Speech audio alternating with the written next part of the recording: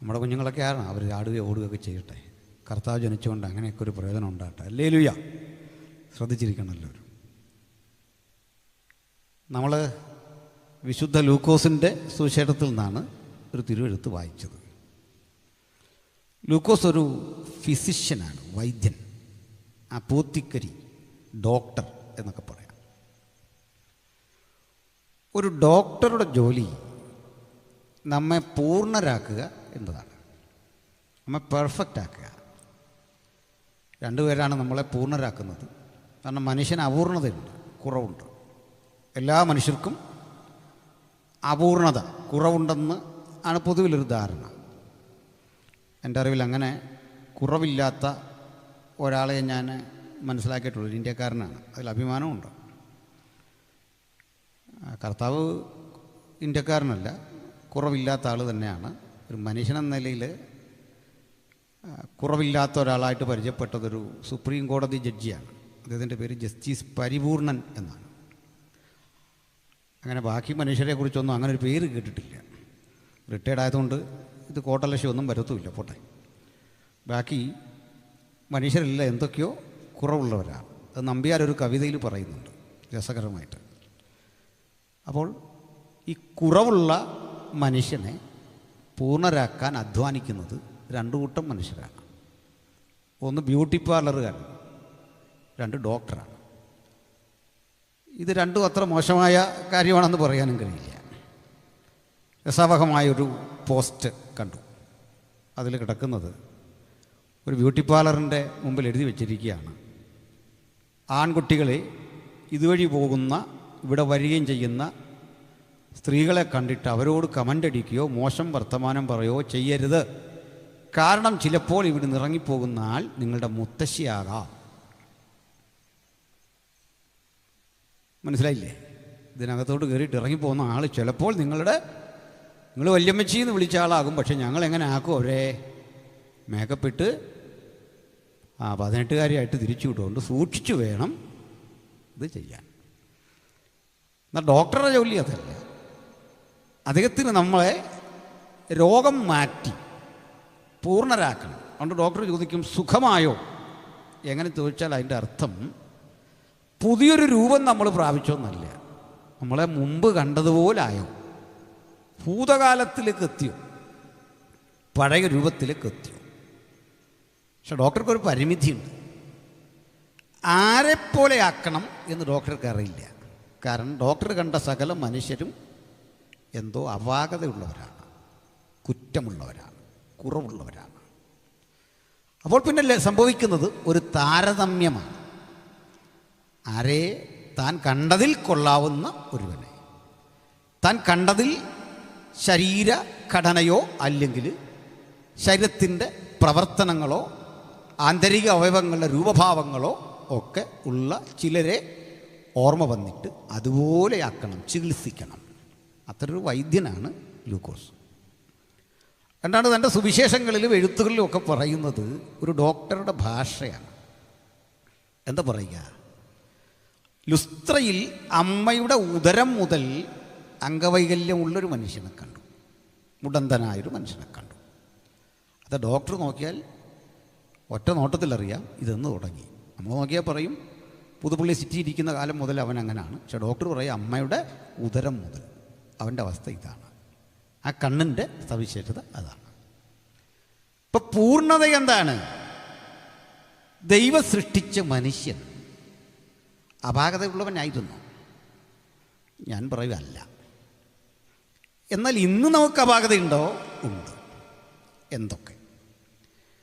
ഒരു നിശ്ചിത ഡെസിബലിന് മുകളിലെ ശബ്ദം നമുക്ക് കേൾക്കാനാവില്ല. വലിയ ശബ്ദം കേൾക്കാനാവില്ല.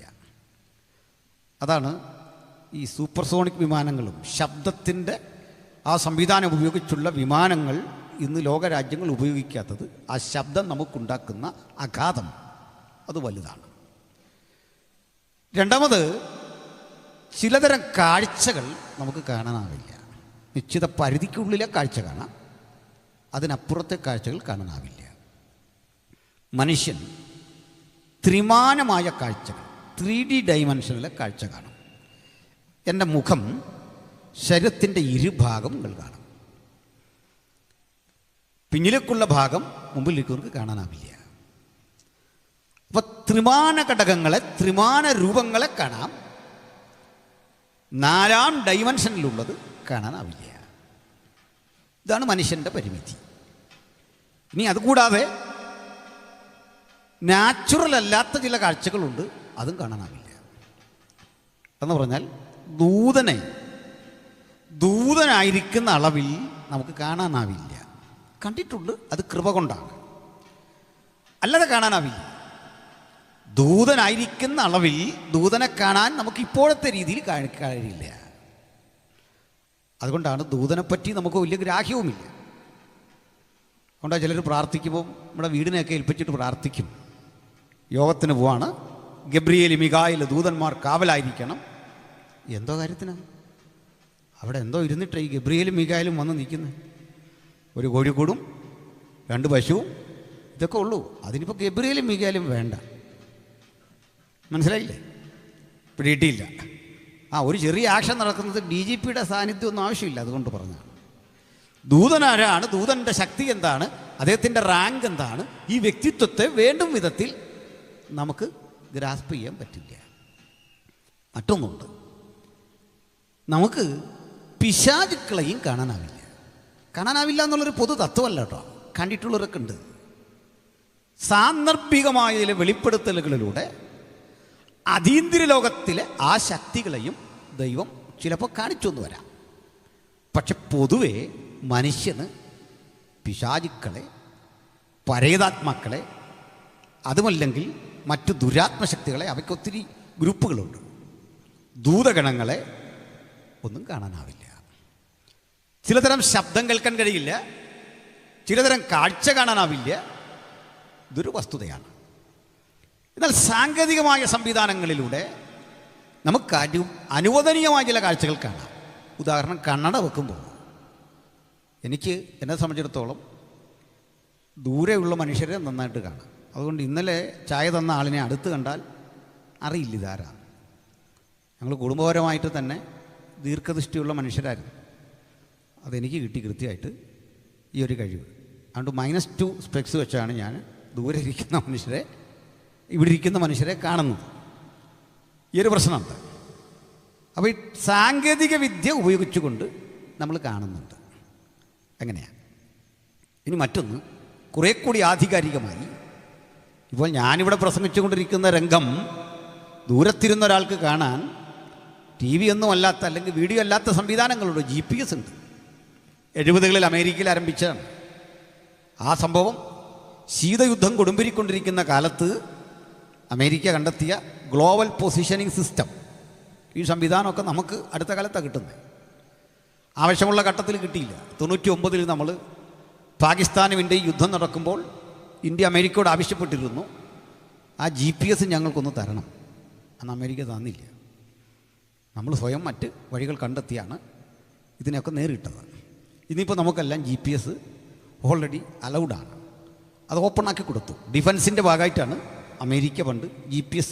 അപ്പോൾ ചുരുക്കി പറഞ്ഞാൽ കാഴ്ചകളെ അങ്ങനെ കുറേയൊക്കെ, അതും ആ കാഴ്ചകളുടെ പ്രത്യേകത എന്താണെന്ന് അറിയണ്ടേ? മറഞ്ഞിരിക്കുന്ന ഒരു മാർമിക സത്യത്തെ അല്ല കാണുന്നത്. അമേരിക്ക ഇരിക്കുന്ന മനുഷ്യനെ അമേരിക്കക്കാരൻ കാണുന്നത് പോലെ ഇവിടെ ഇരിക്കുന്ന നമുക്ക് കാണാൻ പറ്റുന്ന സാങ്കേതിക വിദ്യ, ഇതിനെയൊക്കെ നമുക്ക് ഇങ്ങനെ സംക്ഷേപിക്കാം. നമ്മുടെ മുമ്പിൽ നിന്ന് ദൈവം ചില കാഴ്ചകൾ മാറ്റിയിരിക്കുന്നു. നമ്മുടെ മുമ്പിൽ നിന്ന് ദൈവം ചില കേൾവികൾ മാറ്റിയിരിക്കുന്നു. അതിനെ നമുക്ക് അത്രയും കൊണ്ട് നിർത്താം. ഇനി ഇവിടെ കേൾവിയില്ലാത്ത മനുഷ്യരുണ്ടാവും, കാഴ്ച വേണ്ടത്ര ഇല്ലാത്തവരുണ്ടാവും, ജന്മനാ വൈകല്യമുള്ള മനുഷ്യരുണ്ടാവും. പണ്ടത്തെ മനുഷ്യർ ഇത്തരം ആളുകളെ കുറെ കൂടി ടോർച്ചർ ചെയ്തിരുന്നു. ഇപ്പോൾ പ്രായമുള്ള ആളുകൾ പറയും പണ്ടൊക്കെ നല്ല സന്തോഷമായിരുന്നു, പണ്ടാരും നല്ലതെന്ന് പറയും. പക്ഷെ പണ്ടത്തെ മനുഷ്യർ കുഷ്ഠരോഗികളെ വല്ലാതെ ടോർച്ചർ ചെയ്തിരുന്നു, കണ്ണ് കാണാത്തവരെ ടോർച്ചർ ചെയ്തിരുന്നു, അംഗവൈകല്യമുള്ളവരെ ആ പേര് പറഞ്ഞ് ആക്ഷേപിച്ചിരുന്നു.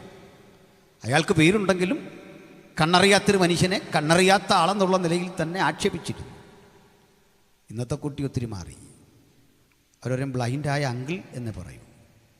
അംഗവൈകല്യമുള്ള ആളിനോട് ബഹുമാനം തോന്നുന്ന വിധത്തിൽ കാലം മാറി, നിയമം മാറി.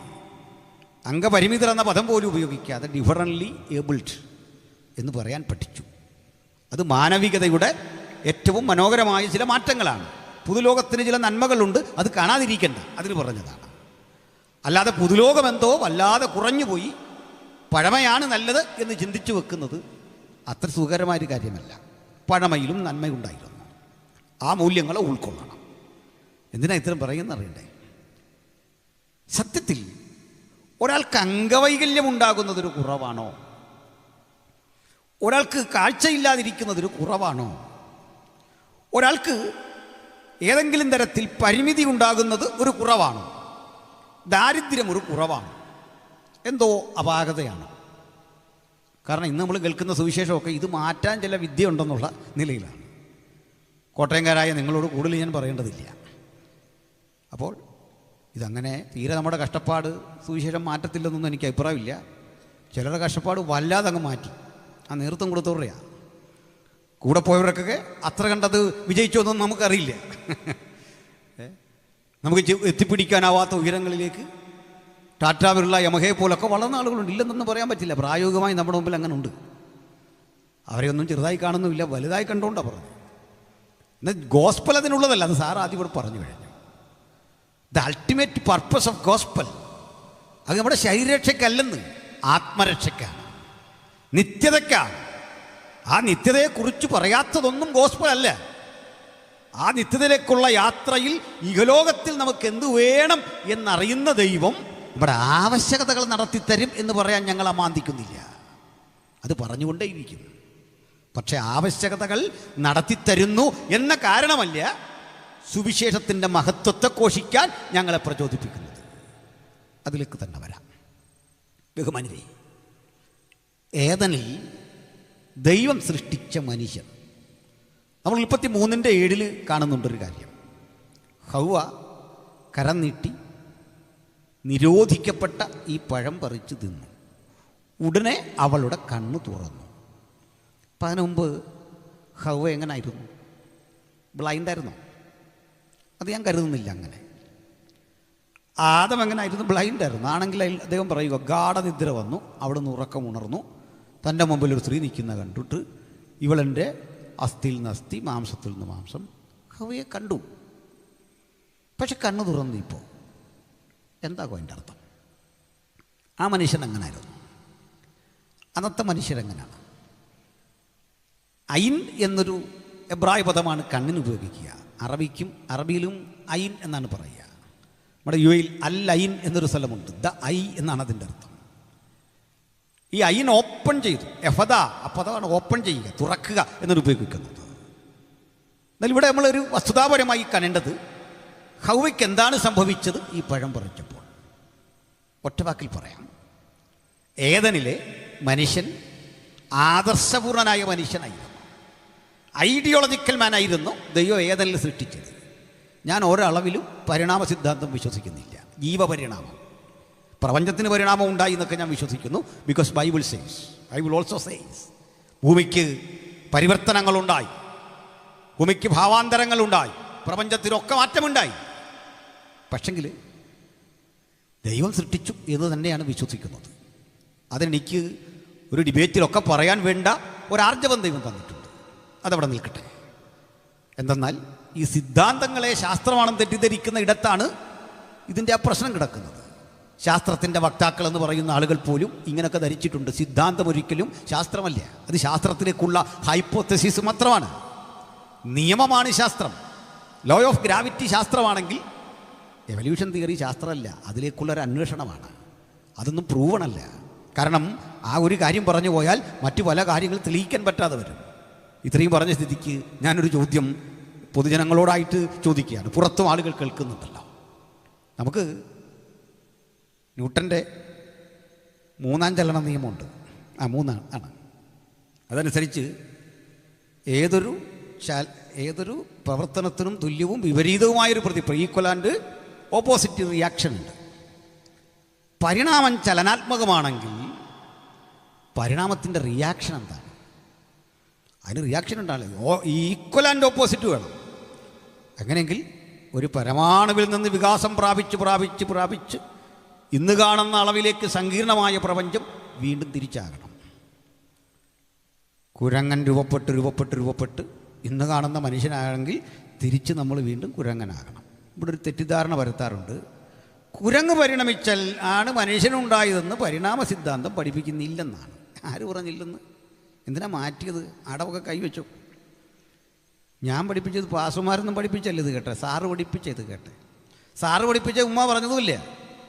സ്കൂളിലെ പാഠപുസ്തകത്തിൽ നിങ്ങൾ കണ്ടു കാണും, ഒരു കുരങ്ങൻ, അവന് വാലില്ലാതാവുന്നു, അവൻ അല്പം ഉയരം വെക്കുന്നു, അവൻ അല്പം നേരെ നിൽക്കുന്നു, ഹോമോസാപ്പിയൻസ് ആകുന്നു, പിന്നെ മനുഷ്യനാകുന്നു. ഈ പടം ഞങ്ങളുടെ ഉള്ളിൽ തന്ന ആരാ? നിങ്ങളാ തന്നെ. എന്നിട്ട് അബദ്ധം തിരിച്ചറിഞ്ഞപ്പോഴേക്ക് പറയുകയാണ്, വിശ്വസിക്കരുതേ, ഞങ്ങളങ്ങനെ പറയുന്നില്ല. പിന്നെ ഞങ്ങളാണ് പറഞ്ഞത്. ഞങ്ങളെന്നേ പറഞ്ഞു ഇത് പൊട്ടത്തരമാണ്, ഇത് പോസിബിളല്ല. 100,000 ചോദ്യങ്ങൾ പിന്നെയും കിടക്കുന്നു. ഈ 2 ജെൻഡറുകൾ എങ്ങനെ ഉണ്ടാകും പരിണമിച്ച്?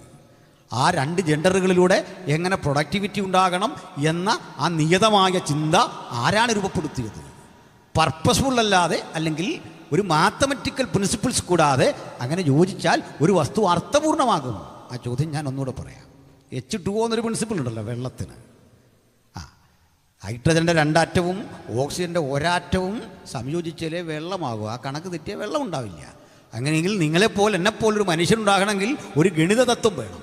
ആ ഗണിത തത്വത്തിൽ 1 മില്ലി തെറ്റിയാൽ മനുഷ്യനല്ല, മറ്റൊന്നായി മാറും. ആ ചലനത്തിന് നിയമമുണ്ട്.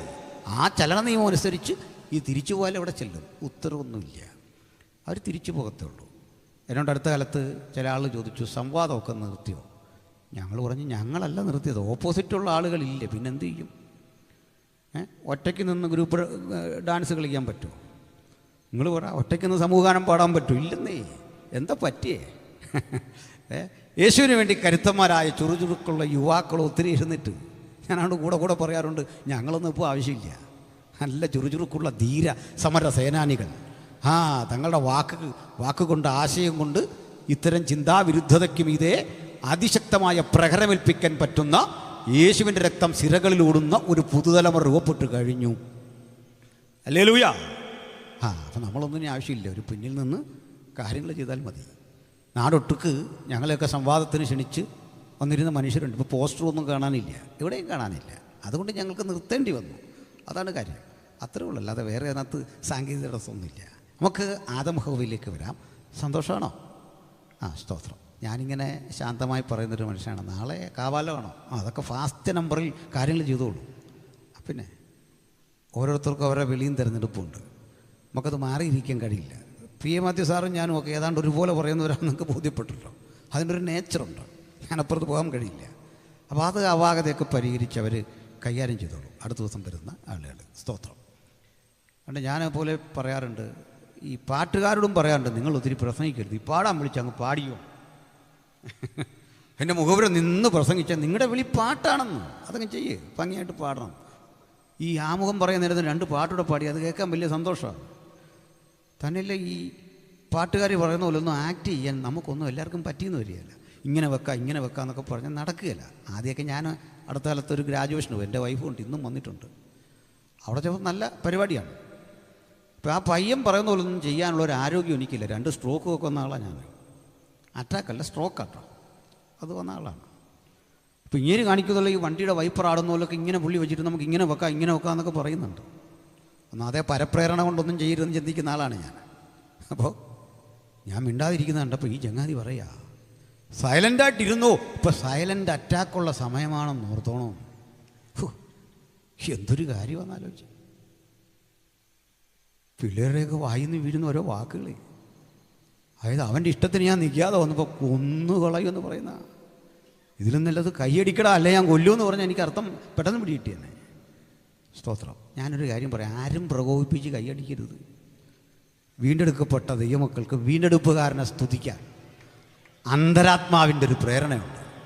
ആ പ്രേരണ അനുസരിച്ച് സ്തുതിക്കുമ്പോൾ ഞാൻ ആരാധിക്കുന്നത് വചനത്തിൻ്റെ ഒരു വെളിപ്പാട് പ്രസംഗിക്കുമ്പോൾ കിട്ടും. അപ്പോൾ നമ്മൾ ആരാധിച്ചു. അതാ നാച്ചുറൽ. അത് നാച്ചുറൽ. അന്നേരം ആരും ഒന്നും പറയട്ടെ, ഇനി വരികയില്ലേ. സ്തോത്രം. ഈ ആത്മനിറവും അന്യഭാഷാ ഭാഷണമൊക്കെ നിന്നുപോയി എന്ന് പറയുന്ന ഒരു ഗ്രൂപ്പിൽ ഞങ്ങൾ കുറേ പേര് ഒരിക്കൽ പോയിരുന്നപ്പോൾ അത് ബഹുമാന്യനായ പരേതനായ തിരുവട്ടാർ പ്രസംഗിക്കുകയാണ്. എന്തൊരു ആനന്ദമാണ്. ആ വചനം ഇങ്ങോട്ട് വരുമ്പോൾ ഞങ്ങൾ കുറേ പേര് അങ്ങോട്ട് പ്രതികരിച്ചപ്പോൾ ഒരു വോളണ്ടറി വന്നിട്ട് പറയാം ഇവിടെ നിന്ന് ഉഴപ്പാൻ പറ്റിയില്ല. എന്താ ചെയ്യുന്നത്? ഇതെങ്ങോട്ടാണ് കൊണ്ടുപോകും? ചിലർ പോയാൽ അങ്ങോട്ട് എക്സ്ട്രീമിൽ, ചിലർ പോയി ഇവിടെ നിൽക്കാൻ സമ്മതിക്കില്ല. ആകെപ്പാട വിഷയം ഇതൊന്നും അല്ല പ്രിയപ്പെട്ടവരെ. നമുക്കൊരു ഇൻബിറ്റ്വീൻ ശരിയാണ് ഞാൻ വിശ്വസിക്കുന്നു കേട്ടോ. അതിൻ്റെ ഇടയ്ക്കൊരു ശരിയുണ്ട്. ആത്മനിറവും ആവേശവും ഒക്കെ വന്നാൽ അതിന് നൃത്തമൊക്കെ ഉണ്ടെന്ന്. ഇത് കൈവിട്ടു പോകരുതെന്ന്. പട്ടം പറക്കും നല്ലതാണ്, പക്ഷേ നൂല് നമ്മുടെ കയ്യിലിരിക്കണം.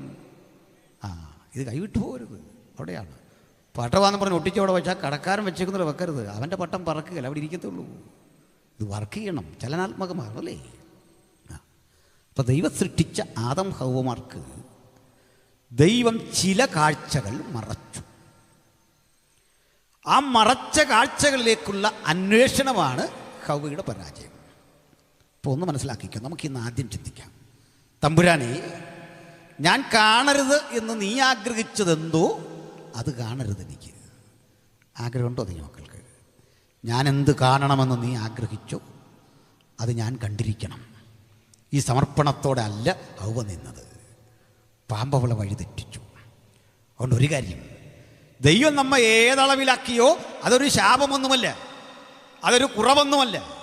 അത് കുറവല്ല എന്ന് പറയാൻ എന്നെ പ്രേരിപ്പിക്കുന്നൊരു ഘടകമുണ്ട്. ബൈബിളിൽ ഒരന്ധനെ കാണാം, നിരവധി അന്ധന്മാരെ കാണാം. ഒരാളാണ് നമ്മുടെ ബർത്തിമായി. ആ തിമായിലൂടെ വരണം. ഈ തിമായി എന്ന പദം ശരിക്കും ടോമി എന്ന ഇംഗ്ലീഷ് പദത്തിൻ്റെ ശരി രൂപമാണ് ഈ തിമായി. അല്ലെ, തിമായി ലോപിച്ചുണ്ടാകുന്നതാണ് ടോമി. അതിൻ്റെ ശരിപ്രയോഗം തലോമായി എന്നാണ്. ഈ തലോമായുടെ ഇംഗ്ലീഷ് ടോളമി എന്നാണ്. ടോളമി, ഈ ടോളമി തലോമായിയായി, ചിലരത് തിമായി ആയിട്ട് ചുരുക്കി. ഇതൊരു രാജകുടുംബത്തിൻ്റെ പേരാണ്. അലക്സാണ്ടർ ദ ഗ്രേറ്റിൻ്റെ ഒരു സൈനിക മേധാവിയുടെ പേരായിരുന്നു ടോളമി. ഈ ടോളമി അലക്സാണ്ടർ മരിച്ച ശേഷം പിളർന്നു പോയി ഈജിപ്റ്റ് കേന്ദ്രീകരിച്ചൊരു രാജ്യമുണ്ടാക്കി. ടോളമി രാജവംശം നിലവിൽ വന്നു. അവർ സംഗീത നിപുണരും വിജ്ഞാന സമ്പന്നരുമായ ആളുകളായിരുന്നു. അതിലൊരു ടോളമിയാണ് നമ്മുടെ പഴയ നിയമം വിവർത്തനം ചെയ്യാൻ വേണ്ടി കൂലി കൊടുത്ത് ആളുകളെ സജ്ജീകരിച്ച് യേശു ജനിക്കുന്നതിന് 3 നൂറ്റാണ്ടുകൾക്കപ്പുറത്ത് ടോളമി ഫിലാഡൽഫസ് എന്നൊരാൾ ഇത് പരിഭാഷപ്പെടുത്തി വെച്ചു. ആ പരിഭാഷയാണ് LXX എന്ന് പറയുന്നത്, സെപ്റ്റുവജന്റ് എന്ന് പറയുന്നത്. യേശുവിൻ്റെ കാലത്തെ ആളുകളും അനുഗ്രഹീതരായ അപ്പോസ്തലന്മാരും ഒക്കെ ഉപയോഗിച്ച ഗ്രീക്ക് ബൈബിള് ആ ടോളമി ഫിലാഡൽഫസിൻ്റെതായിരുന്നു. അറിവിൻ്റെയും വിജ്ഞാനത്തിൻ്റെയും. എന്താ സംസാരിക്കുന്നു അവിടെ? ഞാൻ പറഞ്ഞല്ലോ തെറ്റിയോ? ടോളമി അല്ലേ? ടോളമി അല്ലെന്ന് വല്ലതും ഉണ്ട് എനിക്ക് കുഞ്ഞ് പിന്നെ പറഞ്ഞു തരണം. അങ്കിളിന് പറഞ്ഞു തന്നിട്ടേ വിടാവുള്ളൂ. ഒരാളെ അങ്ങനെ വിടരുത്. പറയുന്നതെല്ലാം വെട്ടി വീഴുന്നുണ്ട് കേട്ടോ. കുഞ്ഞിനെ അങ്കിളിന് ഇഷ്ടപ്പെട്ടു, നല്ല കുഞ്ഞാ. ശ്രദ്ധിച്ചിരുന്നോ? ഒന്നാമത് എനിക്കൊത്തിരി പ്രശ്നമുള്ള ആളാണ്. അതുകൊണ്ട് എവിടെ നിന്ന് എന്താ വരുന്നതെന്ന് അറിഞ്ഞ് ഇങ്ങനെ നോക്കി നിൽക്കുകയാണ്. മനസ്സിലായില്ലേ? ഞാൻ പേടിച്ച ഇവിടെ നിൽക്കുന്നത്. പിന്നെ ഒരു കൃപയിൽ ഇങ്ങനെ നിന്ന് പോകുന്ന സ്തോത്രം. അപ്പോൾ ശ്രദ്ധിക്കുക, ടോളമി ഫിലാഡൽഫസ് അടക്കമുള്ള ആളുകൾ ബൈബിളിൻ്റെ പരിഭാഷയിൽ ഏർപ്പെട്ടു. 72 വൈയാകരണന്മാരെ കൊണ്ടുവന്ന് മുഴുവൻ ബൈബിളും പരിഭാഷപ്പെടുത്താൻ ആരംഭിച്ചു. ഓൾഡ് ടെസ്റ്റമെൻറ്റ് 2 പേർ ആ പാതി വഴിയിൽ മരിച്ചുപോയി. ബാക്കി 70 പേരുടെ പേരിൽ അറിയപ്പെടുന്ന ഈ ട്രാൻസ്ലേഷൻ ഉണ്ട്. അതാണ് അപ്പോസ്തലന്മാർ പിന്നെ ഉപയോഗിച്ചത്. എബ്രായ ലേഖനത്തിലേക്ക് 106 പരം ഉദ്ധരണികൾ വന്നത് അതിനുള്ളിൽ നിന്നാണ്. ഇത്തരത്തിൽ അനുഗ്രഹീതനായ ഒരു പശ്ചാത്തലമുള്ള ഒരു ചരിത്രമുള്ള ടോളമി. പിന്നീട് കാലമേറെ കഴിഞ്ഞപ്പോൾ ഈ ടോളമി രാജവംശമൊക്കെ തകർന്നു. എങ്കിലും ഈ ടോളമിയുടെ പേര് മക്കൾക്കിടുന്നത് ആൾക്ക് വലിയ സന്തോഷമായി. ഈ സച്ചിൻ എന്നൊക്കെ ഹീറോകളുടെ പേര് അല്ലെങ്കിൽ അതുമല്ലെങ്കിൽ സെലിബ്രിറ്റികളുടെ പേരിടുന്ന പോലെ എങ്ങോട്ട് തിരിഞ്ഞാലും ടോളമി. നമ്മൾ ഈ ഗോതമംഗലത്തൊക്കെ ചെന്നാൽ എങ്ങോട്ട് തിരിഞ്ഞാലും എൽദോസും കാണും, ബേസിലും കാണും. ഇത്തരം പേരുകളാണ്. അപ്പോൾ ഇത്തരം സെലിബ്രിറ്റികളുടെ പേരുകൾ കുഞ്ഞുങ്ങൾക്ക് ഇടുന്നത് പോലെ ഈ പേരുകൾ ഇട്ടിട്ട് ഈ പേര് ഒത്തിരി ആയി കഴിഞ്ഞപ്പോൾ തിരിച്ചറിയാൻ വേണ്ടിയിട്ട് നമ്മളിപ്പോൾ സച്ചിൻ ഒത്തിരി കുട്ടികൾക്ക് പേരായിട്ട് സച്ചിൻ കുഞ്ഞെന്ന് ഇടുന്ന പോലെ, സച്ചിൻ മോനെന്നൊക്കെ ഇടുന്ന പോലെ ഈ ടോമി എന്ന പേരിനോട് അല്ലെ തിമായി എന്ന പേരിനോട് ചേർത്ത് ബർത്തിമായി എന്നൊക്കെ ഇടാൻ തുടങ്ങി. അങ്ങനെയാണ്. അപ്പോൾ ഇവിടെ ഒരുത്തുന്ന പേര് ബർത്തിമായി അല്ലെ ബർത്തലോമായി. പക്ഷെ അയാളുടെ പ്രശ്നം എന്താണെന്ന് അറിയണ്ടേ? കണ്ണ് കാണത്തില്ല. കണറിയാത്ത ബർത്തിമായി. ആ മനുഷ്യന് പക്ഷെ ഭാവനാസമ്പന്നയായ ഒരമ്മയുണ്ടായിരുന്നു. അതുകൊണ്ടാണ് ഈ മകൻ ഈ പേരിട്ടത്. തൻ്റെ കുഞ്ഞിന് പരിമിതി ഉണ്ടെങ്കിലും ഒരമ്മയ്ക്കിത് ഒരു കണ്ണുപൊട്ടനല്ല.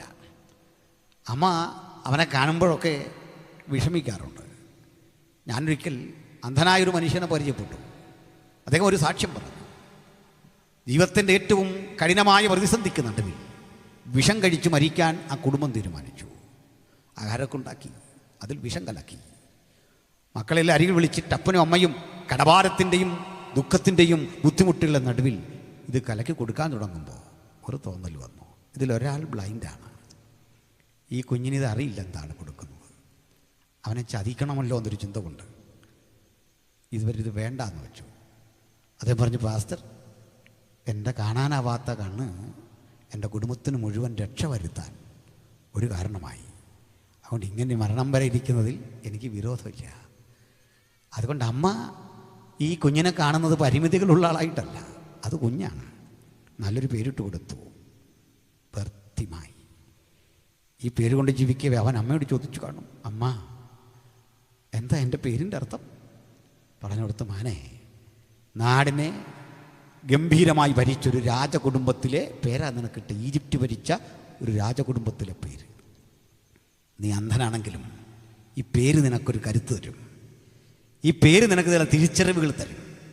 ആ പേര് ചില തീരുമാനങ്ങൾ കൈക്കൊള്ളാൻ നിന്നെ ബലപ്പെടുത്തും. അലക്സാണ്ടർ ദ ഗ്രേറ്റിൻ്റെ ആജ്ഞാനുവർത്തിയായി നിന്ന് അനവധി യുദ്ധതന്ത്രങ്ങളിൽ വിജയിച്ച ടോളമിയുടെ രാജകുടുംബത്തിൻ്റെ ആ പേരാ നിനക്ക് തന്നിരിക്കുന്നത്. അന്ധനായിരുന്നാലും നിന്റെ ധൈര്യം ചോർന്നു പോകണ്ട. അവന് യാചകനാ. പക്ഷെ അവൻ മറ്റൊന്നു കൂടി കേട്ടിട്ടുണ്ട്, ദാവീദിനെ പറ്റി. ദാവീദ് ഒരു അനുഗ്രഹിക്കപ്പെട്ട രാജാവാണെന്ന് കേട്ടിട്ടുണ്ട്. ആ രാജകുടുംബത്തിൻ്റെ ചരിത്രം കേട്ടിട്ടുണ്ട്. ആ രാജകുടുംബത്തെക്കുറിച്ചുള്ള പ്രവചന വാക്കുകൾ അമ്മ പറഞ്ഞു കൊടുത്തിട്ടുണ്ടാകും. പറഞ്ഞു കൊടുത്തു, മകനെ, ഈ രാജകുടുംബത്തിൽ നിന്ന് ഒരിക്കലൊരു മശിക പിറക്കും. ആ പിറക്കുന്ന മശികയ്ക്ക് ഒരു പ്രത്യേകതയുണ്ട്. അവിടുന്ന് വരുമ്പോൾ നിന്നെപ്പോലുള്ള കണ്ണുകൾ കാണും. മുടന്തന്മാർ എഴുന്നേറ്റ് നടക്കും. സംസാരശേഷി നഷ്ടപ്പെട്ടവർ വാചാലരാകും. ആർക്കും ചെയ്യാനാവാത്ത പ്രവൃത്തി ചെയ്യുന്ന ഒരു ദാവീദ് പുത്രനെ നീ മനസ്സിലാക്കിക്കൊള്ളണം. ഇതവൻ്റെ ഹൃദയത്തിൽ കിടന്നു. ഇന്ന് വചനം കേൾക്കുമ്പോൾ ഓർക്കണം, ദാവീദ് പുത്രനെക്കുറിച്ചുള്ള ഒരു വചനം മതി നമ്മുടെ ജീവിതത്തെ അടിമുടി മാറ്റിമറിക്കാനെങ്കിൽ. അകത്തും പുറത്തും ഇരിക്കുന്ന പ്രിയപ്പെട്ടവരെ, ഇന്ന് രാത്രി നമ്മൾ കേൾക്കുന്ന ഈ ദൈവജനത്തിലൂടെ ജീവിക്കുന്ന ദൈവപുത്രനെ ഹൃദയത്തിൽ കൊണ്ടിട്ട് ഉലകത്തോട് പറയാം, അവിടുന്നാണ് രക്ഷകൻ. നമ്മെ അടിമുടി മാറ്റിമറിച്ച് നമ്മുടെ ജീവിതത്തിന് ഊടും പാവും നെയ്യാൻ കഴിയുന്ന ആത്യന്തികനായ ദൈവത്തിൻ്റെ പുത്രൻ.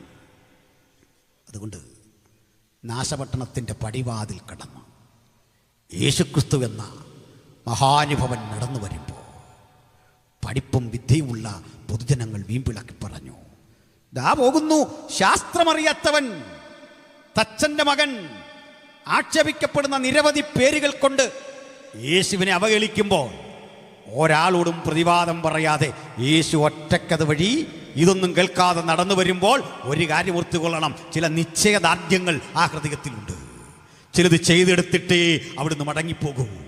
നാളുകൾക്കപ്പുറത്ത് ശാപഗ്രസ്തമായ ജെരികോയുടെ പടിവാതിക്കലൂടെ അവൻ കടന്നു വരുമ്പോൾ, ഈ പട്ടണത്തിന് കട്ടളക്കാൽ വെക്കുമ്പോൾ, അടിസ്ഥാനം ഇടുമ്പോൾ, ഇളയ മകനും മൂത്ത മകനും ഒക്കെ മരിക്കുമെന്ന ശാപം മൂടിക്കിടക്കുന്ന മണ്ണിലേക്ക് ആരും പോകാൻ അറക്കുന്ന ഇരുട്ടിന്റെ മണ്ഡലങ്ങളിലൂടെ ജൈത്രയാത്ര ചെയ്യുന്ന വെളിച്ചത്തിന്റെ രാജകുമാരൻ ഈ രാത്രി നമ്മുടെ മധ്യേ തലങ്ങും വിലങ്ങും നടകൊള്ളുന്നുണ്ട്.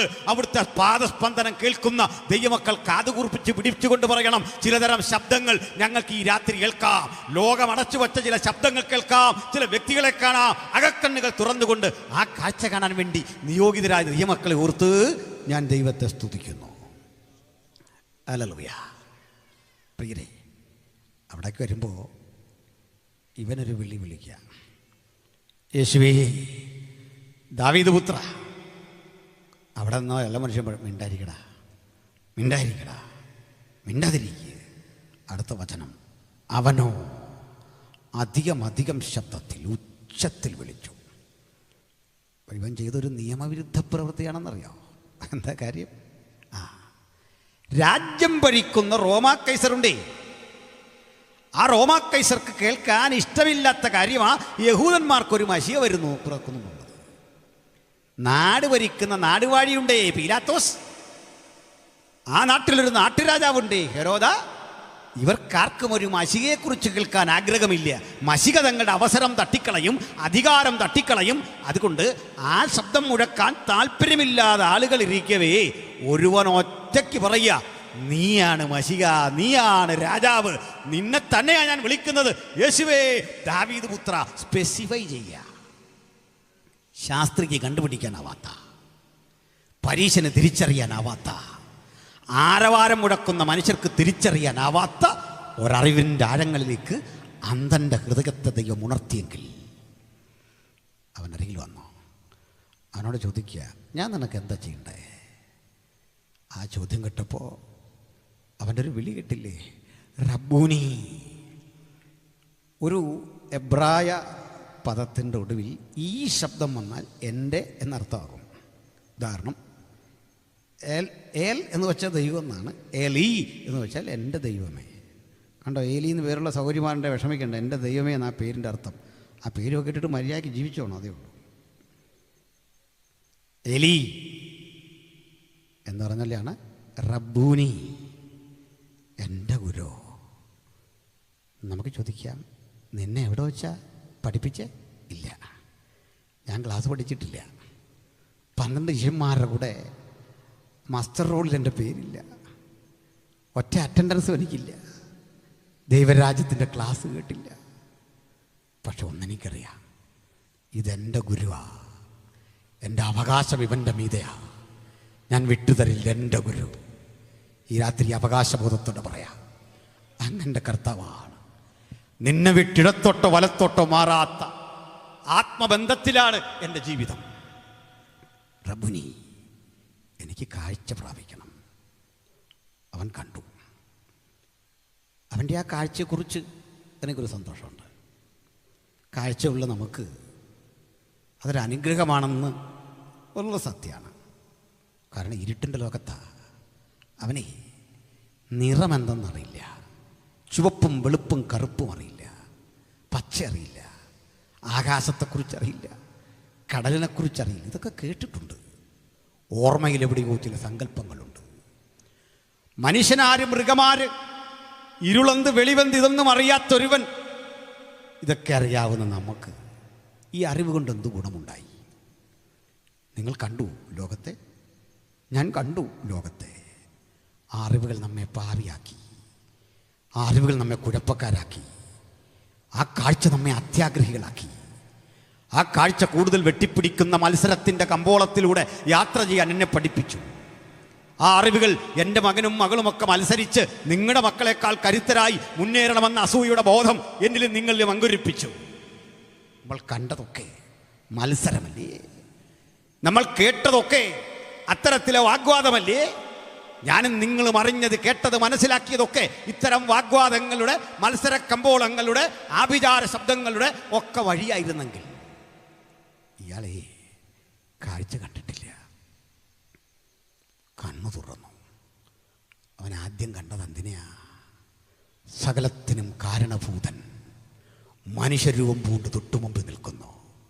അവിടുന്ന് അവൻ്റെ തുടക്കം. നമ്മുടെ തുടക്കം അങ്ങനല്ലേ? ഏതോ ആതുരാലയത്തിൽ ആ തുടക്കം, അല്ലെങ്കിൽ പണ്ടൊരു വീട്ടിൽ ആ തുടക്കം, അപ്രതീക്ഷിതമായ ഏതോ സ്ഥലത്ത് നിങ്ങൾ ആദ്യം കണ്ടുണർന്നത് എന്താ? ഓർമ്മയിൽ എനിക്കും നിങ്ങൾക്കും നിൽക്കുന്നില്ലെങ്കിലും കത്രി കരങ്ങളിൽ പിടിച്ച, കത്തി കയ്യിൽ പിടിച്ച, സ്റ്റെതസ്കോപ്പിട്ടൊരു വൈദ്യനെയല്ലേ, അതുമല്ലെങ്കിൽ ഒരു നഴ്സിനെയല്ലേ, അതുമല്ലെങ്കിൽ നമുക്കൊരു സൂതികർമ്മിണിയെയല്ലേ നമ്മൾ കണ്ടത്? ബോധരഹിതയായി കിടക്കുന്ന അമ്മയല്ലേ കണ്ടത്? അതൊന്നും കണ്ട് മനസ്സിലാക്കാൻ പറ്റിയ കണ്ണൊന്നുമായിരുന്നില്ലെങ്കിലും കാഴ്ച അതായിരുന്നില്ലേ? ആ കാഴ്ചയുടെ മുമ്പോട്ട് വന്നു. നമ്മൾ എന്തൊക്കെ കണ്ടു, എന്തൊക്കെ അറിഞ്ഞു. പാപം നിറഞ്ഞ, മ്ലേച്ഛത നിറഞ്ഞ ലോകത്ത് നമ്മൾ കണ്ടിട്ട് പറഞ്ഞു, എനിക്ക് കുറഞ്ഞുപോയി. അപ്പൻ വീതം വെച്ചത് കുറഞ്ഞുപോയി, അമ്മ തന്ന ആഹാരം കുറഞ്ഞുപോയി, അപ്പം പഠിപ്പിച്ചത് കുറഞ്ഞുപോയി, പാസ്റ്റർക്ക് കുറവുണ്ട്, പ്രസ്ഥാനത്തിന് കുറവുണ്ട്, റോഡിന് വീതി പോരാ, ഫ്ലൈറ്റ് കൊള്ളൂല, വണ്ടി കൊള്ളൂല, വീട് പോരാ, പൊളിച്ചു പണിയണം. 100 കുറവുകളുടെ വഴികൾ കണ്ടുപിടിക്കാൻ ഈ കണ്ണാണ് എനിക്ക് ദ്രോഹം ചെയ്തത്, നിങ്ങൾക്ക് ദ്രോഹം ചെയ്തത്. കാഴ്ച അനുഗ്രഹമാണോ? കാഴ്ച ഗുണപരമാണോ? കാഴ്ച നന്മയാണോ? ഈ കേൾവി നിങ്ങളെ എന്താ ചെയ്യിച്ചേ? കേട്ടതൊന്നും പോരുന്നേ. പരദൂഷണം കേൾക്കാം, അത് പറയാ, ആക്ഷേപിക്കാൻ, കൂടുതൽ അവസരങ്ങൾ തേടാൻ ഇത് അവസരമാക്കിയപ്പോൾ ഏദൻ പൂങ്കാവനത്തിൽ ദൈവം സൃഷ്ടിച്ച മനുഷ്യൻ ഇങ്ങനെ ആകരുത് എന്ന ചിന്തയിൽ ഹൗവയും ആദമും സവിശേഷ രൂപികളായിരുന്നു. അതാ പറഞ്ഞു വന്നേ. മനസ്സിലായി കാണും ദൈവമക്കൾക്ക്. മനുഷ്യൻ അന്വേഷിച്ച് പുറത്തു ചാടി, ഏദൻ വിട്ട് പുറത്തു ചാടി, കൃപ നഷ്ടപ്പെട്ടപ്പോൾ ആഗ്രഹിക്കാത്തതും ആവശ്യമില്ലാത്തതും കാണത്തക്ക വിധം നമ്മൾ കണ്ണുകൾ തുറന്നു പിടിച്ചു. ആ കാഴ്ചകളും പോരാ പോരാ എന്ന് കണ്ടിട്ട് സാങ്കേതിക വിദ്യകളിലൂടെ വീണ്ടും വീണ്ടും മനുഷ്യൻ വളർന്നു. ഇപ്പോഴിതാ അത്യാധുനിക സാങ്കേതിക വിദ്യ, ആർട്ടിഫിഷ്യൽ ഇൻ്റലിജൻസ് വന്നോ, അതിനെയും കടത്തിവെട്ടുന്ന നൂതന കണ്ടെത്തലുകൾ. പോരാ, കണ്ടതൊന്നും പോരാ. 20,000 കിലോമീറ്റർ മുകളിൽ സാറ്റലൈറ്റുകൾ വിന്യസിച്ചുകൊണ്ട് ഈ ഭൂമിയുടെ ചിത്രം കൃത്യമെടുക്കുന്നു. 100 കാഴ്ചകൾ, പലയിടങ്ങൾ, പല മണ്ഡലങ്ങൾ. ആ മണ്ഡലങ്ങളിലൊക്കെ യാത്ര ചെയ്തിട്ട് മനുഷ്യൻ പറയുന്നു പോരാ, ഇതൊന്നും പോരാ. മക്കളെ, നിനക്കിതിനൊക്കെ അപ്പുറത്ത് ദൈവശില്പിയായി നിർമ്മിച്ചതും അടിസ്ഥാനമുള്ളതുമായ മറ്റൊരു നഗരമുണ്ട്. വാ എന്ന് വിളിച്ച് അബ്രഹാമിനെ വിളിച്ചിറക്കിയ ഒരു ദൈവത്തെ കാണാൻ മനുഷ്യൻ്റെ കണ്ണ് എന്നിട്ടും തുറന്നില്ല. അതിൻ്റെ കാരണം അപ്പോസ്തലൻ പറഞ്ഞു, ഈ ലോകത്തിൻ്റെ ദൈവം അവിശ്വാസികളുടെ കണ്ണ് കുരുടാക്കി. ഈ കുരുട്ട് കണ്ണുകൾ, ഈ കുരുട്ട് കണ്ണും കൊണ്ടിരിക്കുന്ന മനുഷ്യരെ നമ്മൾ കണ്ടേ. എന്നാൽ വ്യത്യസ്തമായ ഒരനുഭവം നമുക്ക് ലൂക്കോസിൻ്റെ സുവിശേഷത്തിൽ കാണാം. സംഭവം, നമ്മുടെ കർത്താവായ യേശുക്രിസ്തു കാൽവറിയിൽ പ്രായശ്ചിത്ത ബലിയായി. ആ ബലികർമ്മത്തിലൂടെ നേടിയെടുത്ത വീണ്ടെടുപ്പിൻ്റെ പരിണിതഫലമായി എന്നേക്കുമുള്ള പാപമോചനം സാധിച്ച ആ ദൈവപുത്രൻ ഇനി ഒരു സമാഗമന കൂടാരം കടക്കാനുണ്ട്. ആണ്ടിലൊരിക്കൽ അഹരോൻ അന്തർമന്ദിരത്തിലേക്ക് ആട്ടുകൊറ്റൻ്റെ രക്തവും ഈസോപ്പ് ചെടിയുമായിട്ടൊക്കെ കടന്നു പോകുന്ന യാത്രയെ അനുസ്മരിപ്പിക്കും വിധം നമുക്കൊരു മഹാപുരോഹിതനുണ്ട്. അവിടുന്ന് ആകാശത്തെ കീറിമുറിച്ചുകൊണ്ട്, ആകാശമണ്ഡലങ്ങളെ കീറിമുറിച്ചുകൊണ്ട് ഏറ്റവും അതിപരിശുദ്ധ സ്ഥലമായ പിതാവിൻ്റെ സന്നിധിയിലേക്ക് ജയാളിയായി കടന്നു പോകേണ്ട ഒരു സന്ദർഭമുണ്ട്. അതിന് യാഗം കഴിഞ്ഞ് പുറത്തേക്ക് വന്ന പുരോഹിതനായ ക്രിസ്തു. ആ വരും വഴിയിൽ 2 പേരുടെ സംഭാഷണം കേൾക്കാം. ക്ലയപ്പാഫ് എന്നു പേരുള്ള ഒരു മനുഷ്യൻ, ശിഷ്യന്മാരാണ്. എനിക്കൊന്ന് 70 ശിഷ്യന്മാരിൽ പെടും. ചില പഠനങ്ങൾ പറയുന്നത് അതിലൊരാൾ ഒരു സ്ത്രീയാണെന്നാണ്, ക്ലയപ്പാവിൻ്റെ ഭാര്യ തന്നെയാണെന്നാണ്. ഇനി ആരായിരുന്നാലും എനിക്കതിൽ പരാതിയില്ല. കാരണം അത് നമ്മുടെ നിത്യതയെ ബാധിക്കുന്ന പ്രശ്നമൊന്നുമല്ല. പിന്നെ ഒരു സഹോദരി ആകട്ടെന്നാണ് ഞാൻ ആഗ്രഹിക്കുന്നത്, വേറൊന്നും കൊണ്ടുമല്ല. അവർ രണ്ടുകൂടെ പോട്ടെ, അതിനകത്തിപ്പോൾ എന്തോ കുഴപ്പം. അവർ ഈ വാർത്തയൊക്കെ കേട്ട് പോവാണ്. ഇവരുടെ സംഭാഷണത്തിൽ യേശു കൂടുമ്പോൾ അവരുടെ മുഖം വാടിയിരിക്കുന്നു. എന്താ വിഷയം? തിരിച്ചു പറയണേ, യെരുസലേമിൽ വന്ന് പാർക്കുന്ന പരദേശികളിൽ നീ ഒരുത്തൻ മാത്രം ഈ വാർത്ത അറിഞ്ഞില്ലേ? ഉറപ്പില്ലാത്ത വാർത്തയാണ് പറയാൻ പോകുന്നത്. വാർത്തയാണ്. വാർത്തയല്ല ആധികാരികം. അതുകൊണ്ടാണ് നമ്മൾ പത്രം വായിച്ചിട്ട് ചില കാര്യങ്ങൾ ഉറപ്പിച്ചാൽ കോടതി വിധി നമ്മൾ ഇഷ്ടപ്പെടുന്നല്ലോ വരത്തില്ല. എൻ്റെ കാരണം എന്താ? പത്രം തരുന്ന ഇൻഫർമേഷനാണ്, തെളിവല്ല. മനസ്സിലായി കാണും. പോലീസ് ഒരാളെ അറസ്റ്റ് ചെയ്താൽ പ്രതിയാവില്ല, കോടതി പറയണം. മനസ്സിലായോ? മനോരമ ഒരുത്തൻ പ്രതിയാന്ന് പറഞ്ഞാൽ പ്രതിയാവില്ല, കോർട്ടിൻ്റെ വിധി വരണം. അത് കഴിഞ്ഞ് ആഘോഷിക്കാം. അങ്ങനെയാ. ഇനി അയാൾക്ക് വീണ്ടും തൻ്റെ നിരപരാധിത്വം തെളിയിപ്പിക്കാൻ ഒത്തിരി കടമ്പയുണ്ട് മുമ്പിലൊക്കെ. നമുക്കിതറിയില്ല. ഞാനതിലേറെ വേദനിച്ചൊരു വാർത്ത വന്നു. പറയുന്നത് അത്ര ശരിയൊന്നറിയില്ല. ഒരു സ്ത്രീക്കെതിരെ അവരുടെ മകനെ കൊണ്ട് കേസ് കൊടുപ്പിച്ചു. ആ സ്ത്രീക്കെതിരെ സ്വന്തം മകനെ കൊണ്ട് കൊടുപ്പിച്ച കേസ് 14 വയസ്സുള്ള ആ മകൻ ആ സ്ത്രീ സ്വന്തം മകനെ പ്രേരിപ്പിച്ച് അധാർമിക ജീവിതത്തിന് പ്രേരിപ്പിച്ചു.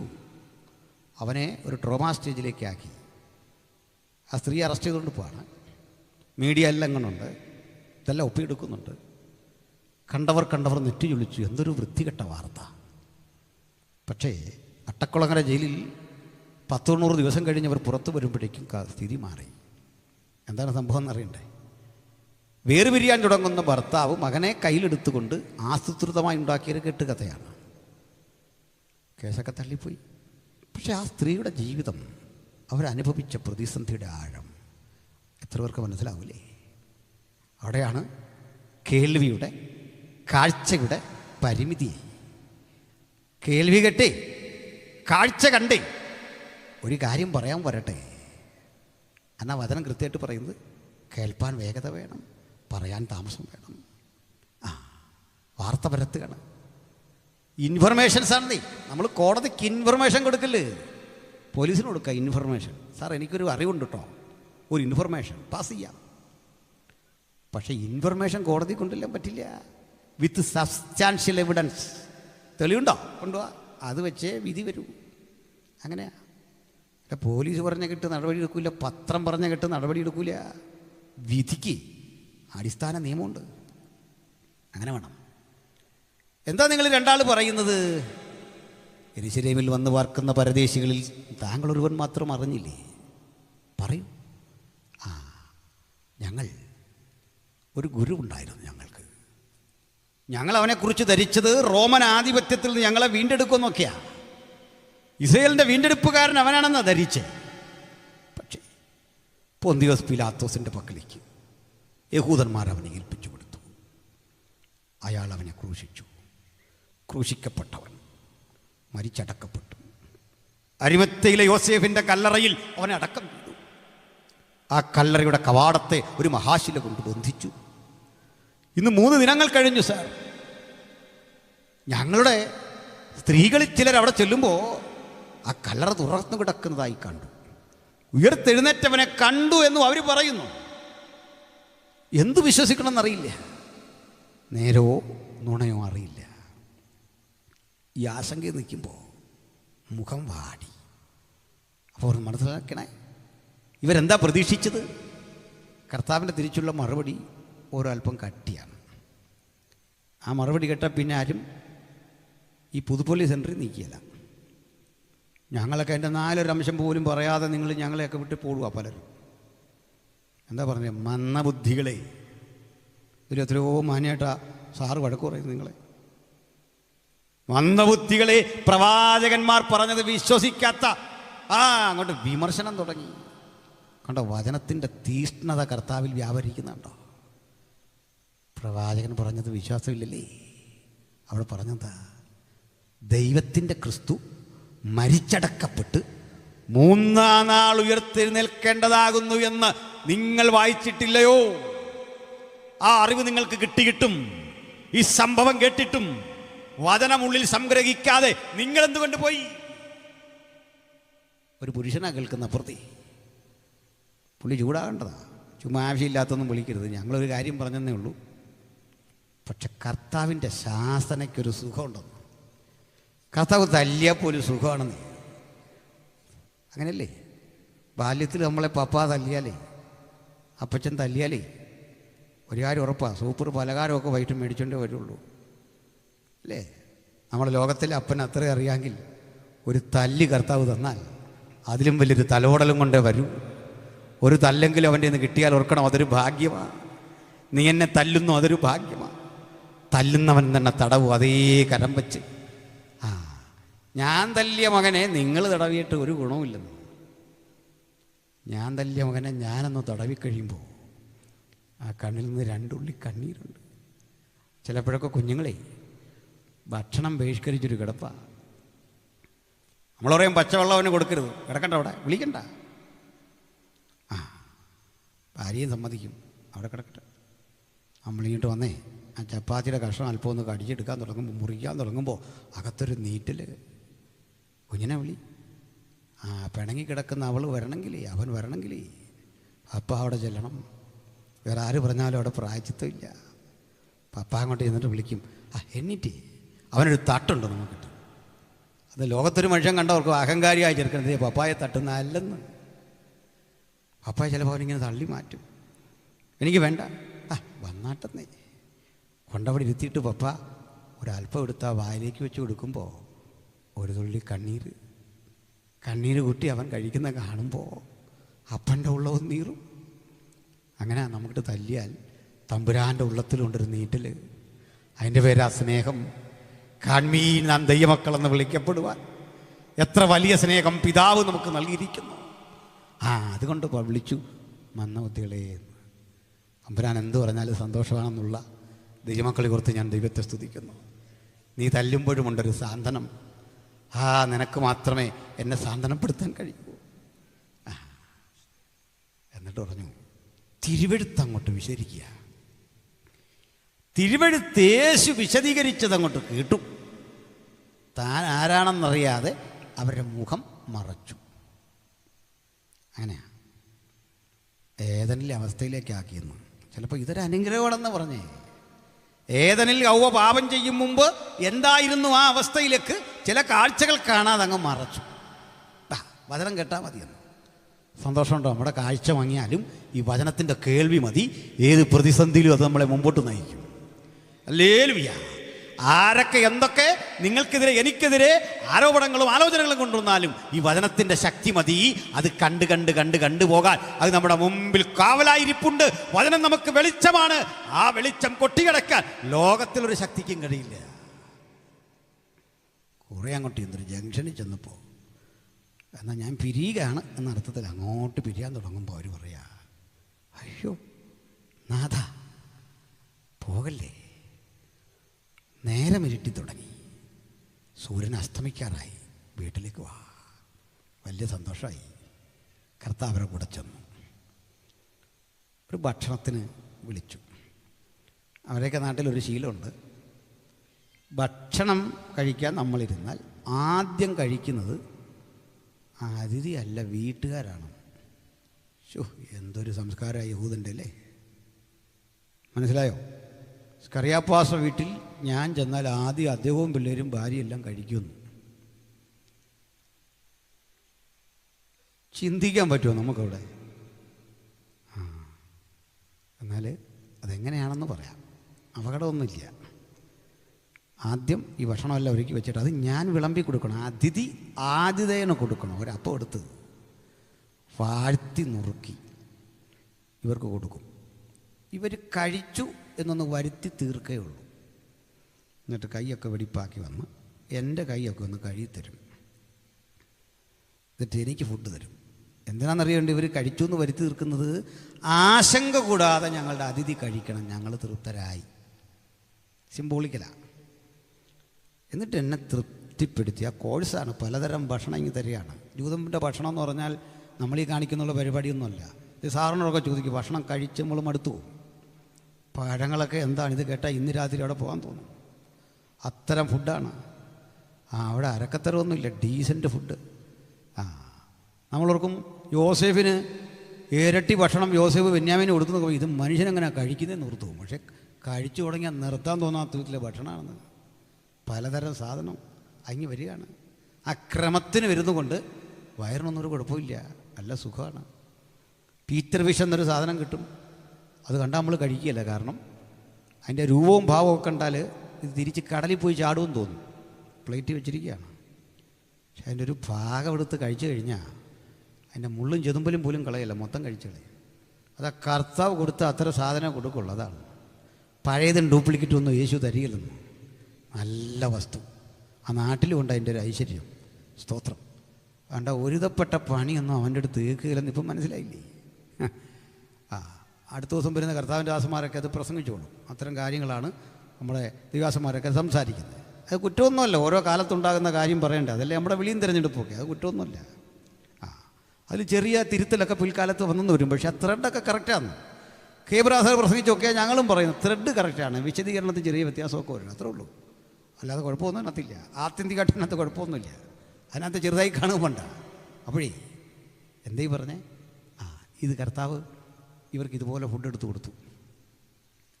വാഴ്ത്തി നുറുക്കി കഴിഞ്ഞു. അവർ ഭക്ഷണത്തിന് വേണ്ടി കണ്ണു തുറന്നപ്പോൾ യേശുവിനെ കാണാനില്ല. അപ്പോൾ ചിലതരം കാഴ്ചകൾ നമുക്ക് നിരാശ തരും. കാണേണ്ടവൻ നമ്മളെ വിട്ടു പോകും. നോക്കണേ, അകക്കണ്ണുകളുടെ ജ്വലനം കൊണ്ട് യേശുവിനെ കണ്ടവർക്ക് പിടിച്ചു നിൽക്കാൻ പറ്റും. പടത്തിൽ യേശുവിനെ കണ്ടവനെ പിടിച്ചിരിക്കാൻ പറ്റില്ല. പുൽക്കൂട്ടിൽ ഉണ്ണീശോനെ കണ്ടവർക്ക് പിടിച്ചിരിക്കാൻ പറ്റില്ല എന്ന്.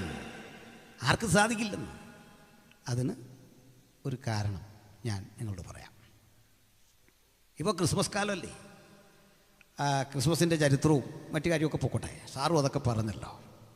പ്രിയമുള്ളവരെ, ഈ പിറവി കൊണ്ട യേശുവിനെ കാണാൻ ആട്ടിടകന്മാരുടെ വലിയൊരു സേന ഉണ്ട്. ദൂരങ്ങളിൽ ഇറാൻ എന്നറിയുന്ന വിളിക്കുന്ന പേർഷ്യയിൽ നിന്ന് നിരവധി വിദ്വാൻമാർ കാണാനെത്തി. 3 പേരെന്നൊന്നും കണക്കൊന്നുമില്ല, നിരവധി പേര്. ബൈബിളിൽ അങ്ങനൊന്നുമില്ല, ചരിത്രത്തിൽ അങ്ങനൊന്നുമില്ല. മാഗികൾ എന്ന് ഗ്രീക്കിൽ ഇവർ കാണാൻ പോയി. അപ്പോൾ അത് അന്ന് രാത്രി പോയി കണ്ടെന്നൊന്നും അല്ലെന്ന്. തെറ്റായ കാര്യങ്ങളാണ്. ശരിക്കും പഠിക്കണം. ശിശു ഇരിക്കുന്ന ഇടത്ത് ചെന്ന് അവനെ കണ്ടു. കുഞ്ഞ് ഇരിക്കാൻ പ്രായമായെന്ന് മനസ്സിലായില്ലേ? അല്ല, അന്ന് രാത്രി തന്നെ ഇതും കൊണ്ട് ഇറാനിൽ നിന്ന് ഓടിപ്പോവല്ല, അല്ല പിറവത്തുനിന്ന് പോയി എന്നൊക്കെ ഇവിടെ കുറേ പേര് പറയുന്നത്. അവിടെ പള്ളിയൊക്കെ ഉണ്ട് പിറവത്ത്. ഈ പല പള്ളികളുണ്ട് പലയിടത്തുനിന്ന് പോയി എന്ന് പറഞ്ഞു. അതിനകത്തെല്ലാം പ്രാർത്ഥനയുണ്ട്. അത് രസം. ഈ കൺഫ്യൂഷനിലൊന്നും മാറ്റിയാൽ കൊള്ളായിരുന്നല്ലേ? ഇവിടെ ഒരിടത്താണെങ്കിൽ നമുക്കെല്ലാം കൂടായിരുന്നു, കുഴപ്പമില്ല. എന്താ ഈ പറഞ്ഞു വന്നതിൻ്റെ അർത്ഥം? ഇതുപോലെ മാഗികൾ എന്നറിയപ്പെടുന്ന വിദ്വാൻമാർ ചെന്ന് യേശുവിനെ കണ്ടു. പൊന്നും മോരും കുന്തിരിക്കൊക്കെ വച്ചു. നമ്മൾ ഈ പെർഫ്യൂമും പൗഡറിനും ഒക്കെ കൊണ്ടുവന്ന പോലെയാണ്. അപ്പം ഞാൻ വ്യാഖ്യാനമൊക്കെ കാണും. വ്യാഖ്യാനം വരുന്ന വഴിക്ക് അടിച്ചു വിടുന്ന എന്തെങ്കിലും ആയിക്കോട്ടെ, പൊന്നു രാജ്യത്തോ മൂര് പൗരോഹിത്യോ എന്തെങ്കിലുമൊക്കെ ആയിക്കോട്ടെ, സാരമില്ല. അത് കുറഞ്ഞ് നമ്മൾ അടിവെക്കണ്ട. ഏതായാലും ഇതൊക്കെ കൊണ്ടുവച്ചു. പെർഫ്യൂമും വിലപിടിപ്പുള്ള വസ്തുക്കളൊക്കെ കൊണ്ടുവച്ചു. ആട്ടിടന്മാർ കൊട്ടിപ്പാടി ബഹളം വെച്ചു. പിന്നെ ഇത് തുടർന്നെന്ന് പലതരത്തിലെ ആഘോഷങ്ങൾ തുടർന്നു. യേശു കടലിൽ മീതെ നടക്കുന്ന കാണുന്ന ഒരാഘോഷമല്ലേ? നമ്മളാണെങ്കിലും ചാടും, ഭയങ്കരമായിട്ട് ചാടിപ്പോവും. 5 അപ്പം നുറുക്കി 5000 പേർക്ക് കൊടുത്തു. കഴിച്ചവൻ എന്തൊരു തൃപ്തി. ഇത് കഴിഞ്ഞൊരു കുറേ ദിവസം കഴിഞ്ഞ യേശു പറഞ്ഞത്, നിങ്ങളെ വചനം കേട്ടൊന്നും കൊണ്ട് വന്നല്ല കാര്യം, എനിക്ക് പിടിയിട്ട് അപ്പം തിന്നാൻ വന്ന. ഇത് കേട്ട ഒരൊറ്റ മലയാളി പിറ്റേത്തെ യുവത്തിന് പോകലെന്ന് എനിക്കറിയാം. അങ്ങനെയാണ്. ഇത് കള്ളമാണ്. കള്ളമല്ല, യേശു കള്ളം പറയില്ല. പിന്നെന്താ സംഭവിച്ചേ? പറയാം. ഈ അപ്പം തിന്നാൻ പോയി എന്നുള്ള ശരി, നമ്മളാണെങ്കിലും പോയേനെ. ഈ യവത്തപ്പത്തിന് ടേസ്റ്റ് ഒന്നുള്ള സാധനമല്ല. പക്ഷേ ഈ അപ്പം കഴിച്ചപ്പോഴേ വിവരിക്കാനാവാത്തൊരു ടേസ്റ്റ്. ഈ അപ്പം കഴിച്ചപ്പോഴേ വയറിലെ അസുഖങ്ങളൊക്കെ മാറി ആളങ്ങ് ശുദ്ധനായി. ഈ അപ്പം അവൻ്റെ കണ്ണുകൾക്ക് കാഴ്ച കൊടുത്തു. ഒരു പ്രസരിപ്പ് ഉന്മേഷവും കൊടുത്തപ്പോൾ അപ്പം കണ്ടവരോടൊക്കെ പറയാൻ തുടങ്ങി, എന്താണെന്നറിയില്ല, അപ്പം കഴിച്ചപ്പോൾ തൃപ്തി മാത്രമല്ല, ശരീരത്തിന് മുഴുവനൊരു ബലവും. പിറ്റേന്ന് ആളുകൾ ഇഷ്ടം പോലെ കൂടിയപ്പോൾ കർത്താവ് ഈ പ്രോഗ്രാം അങ്ങ് നിർത്തിക്കളഞ്ഞു. മനസ്സിലായില്ലേ? ചിലപ്പോൾ നമ്മൾ പറയാറില്ല നമ്മുടെ യോഗത്തിൽ വിടുതലില്ല, വേറെ കണ്ടുപോയ വിടുതലുണ്ടെന്ന്. മനസ്സിലായ കാരണം എന്താണെന്നറിയണ്ടേ? ആ ജീവൻ്റെ അപ്പത്തെ ഭക്ഷിക്കാൻ ചെല്ലേണ്ടവൻ ഭൗതിക അപ്പത്തിന് വന്നാൽ ചില പ്രോഗ്രാമേ കർത്താവ് അങ്ങ് നിർത്തുന്നു. കർത്താവ് നിർത്തിക്കളഞ്ഞ പരിപാടി പിന്നെ നടന്നിട്ടില്ല. 7 അപ്പവും 2 പ്രോഗ്രാമല്ലാതെ പിന്നെ നടത്താൻ എന്താ? നീയൊക്കെ ഇനാവുകയെ വന്നതെന്ന് കൃത്യം പറഞ്ഞിട്ട് ആ പ്രോഗ്രാം വിട്ടു. അപ്പോൾ അപ്പം ഭക്ഷിക്കാൻ 10,000 മനുഷ്യർ, 5,000 പുരുഷന്മാർ. സ്ത്രീകളുടെ കണക്കുണ്ടോ? ഇല്ല. ആ കാരണം അറിയോ? വല്ല കണക്കുണ്ടോ കഴിക്കുന്നതിന്? ആലോചിച്ച് നോക്ക്. ഇന്നും തിരുത്താൻ അവസരമുണ്ട്. വലിയ വിടുതലൊന്നും നടന്നില്ലേലും, വലിയ തീരുമാനമൊന്നും എടുത്തില്ല. ഈ 2024 ചില പുതിയ തീരുമാനം എടുത്തു പോകും. ഈ പുസ്തകത്തിൽ പോലും കണക്കെഴുതാൻ പറ്റിയില്ലെന്ന് ദൈവാസന്മാർ എത്ര പഠിച്ചിട്ടും സ്ത്രീകൾ കഴിച്ച കണക്കിനകത്ത് എഴുതാൻ പറ്റിയില്ലെന്ന് പറഞ്ഞപ്പോൾ ഒന്ന് ആലോചിച്ച് നോക്കി. ചുരുക്കി പറഞ്ഞാൽ സംഭവിച്ചെന്താ? 10,000 മനുഷ്യർ യേശു ഭക്ഷണം കൊടുത്തു. 1000 മനുഷ്യർക്ക് രോഗസൗഖ്യം കൊടുത്തു. ഏതാനും ചിലർക്ക് മരണത്തിൽ നിന്നുള്ള ഉദ്ധാരണം കൊടുത്തു. ഭയങ്കര ആഘോഷം. ഇതൊക്കെ കണ്ടാലേ ആഘോഷമാണ്. പക്ഷെ ക്രൂശിക്കപ്പെടുമ്പോൾ എത്ര പേരുണ്ടവിടെ? എത്ര ആളുകൾ വന്നവിടെ? വല്ല ആഘോഷം അവിടെ കണ്ടോ? ഇന്നും ഇങ്ങനാ. നീ ക്രിസ്മസ് ആഘോഷിക്കുന്ന ആവേശം ക്രൂശിക്കപ്പെട്ടവനെ കാണാനില്ലെന്ന്. കടലിൻ മീതെ നടക്കുന്നവനെ കണ്ടപ്പോഴുള്ള ആരവാരം, എനിക്ക് ദാഹിക്കുന്നു എന്ന് പറയുമ്പോൾ ഒരു മനുഷ്യനെ കാണാനില്ല. പിടഞ്ഞു മരിക്കുന്നവനെ കാണാൻ ആളുകളില്ലാതിരിക്കെ ഒരു വട്ടം സാധു സ്ത്രീകൾ അന്നും അവിടെ നിൽപ്പുണ്ട്. ഇതിൽ നിന്ന് ആവേശം കൊണ്ട് വേണം ഈ സ്ത്രീ സമാജമൊക്കെ കരുത്താകാൻ.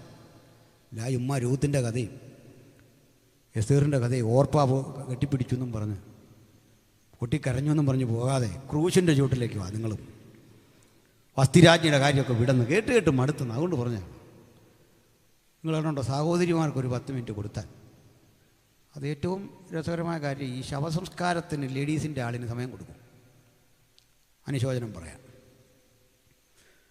ഈ പ്രിയപ്പെട്ട അപ്പച്ചൻ ഒരു കരച്ചില്ല, പിന്നൊന്നുമില്ല.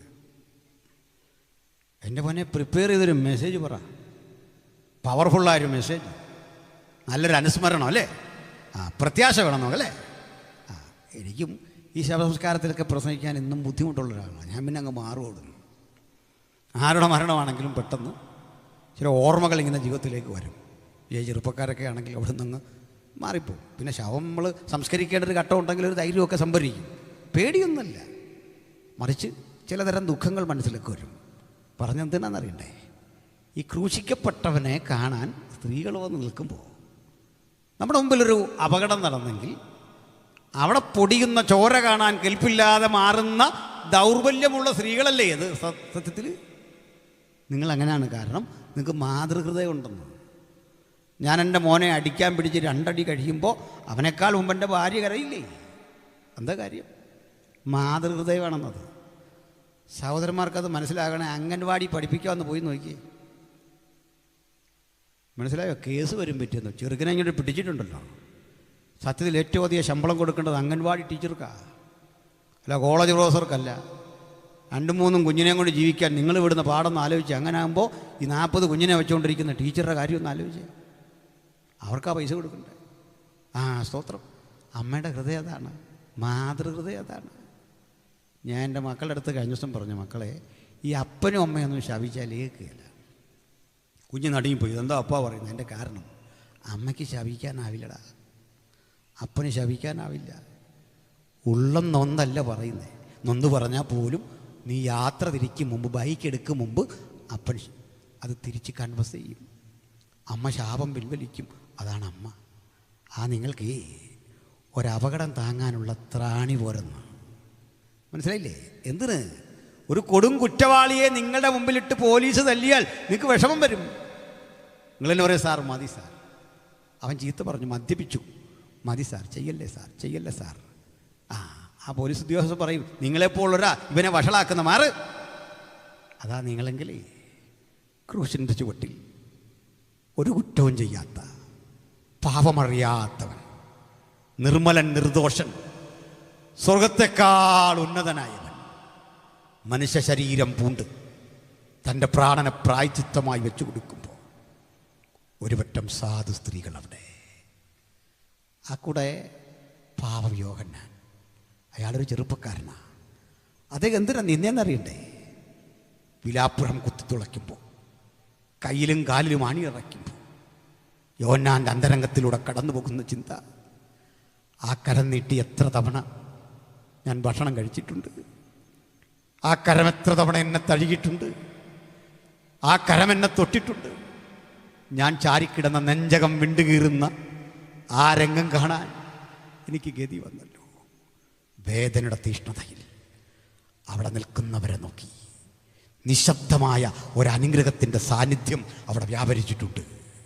അനുഗ്രഹം എപ്പോഴും ആരവാരങ്ങൾക്കിടയിലല്ല, നിശബ്ദമായൊരു അന്തരീക്ഷത്തിലും ദൈവത്തിൻ്റെ അനുഗ്രഹം വ്യാപരിക്കുമെങ്കിൽ ഒരു കാര്യം ഉറപ്പാക്കി പോകണം, ക്രൂശിൻ്റെ ചുവട്ടിൽ മറ്റാരും കാണുന്ന ആകർഷണീയ ഘടകങ്ങളില്ല. പക്ഷെ അകക്കണ്ണുകൊണ്ട് ഒരു കാഴ്ച കാണാം. ക്രൂശിൻ്റെ ചുവട്ടിൽ ചില അത്ഭുതങ്ങൾ സംഭവിക്കുന്നു, ചില വലിയ പ്രവൃത്തികൾ സംഭവിക്കുന്നു.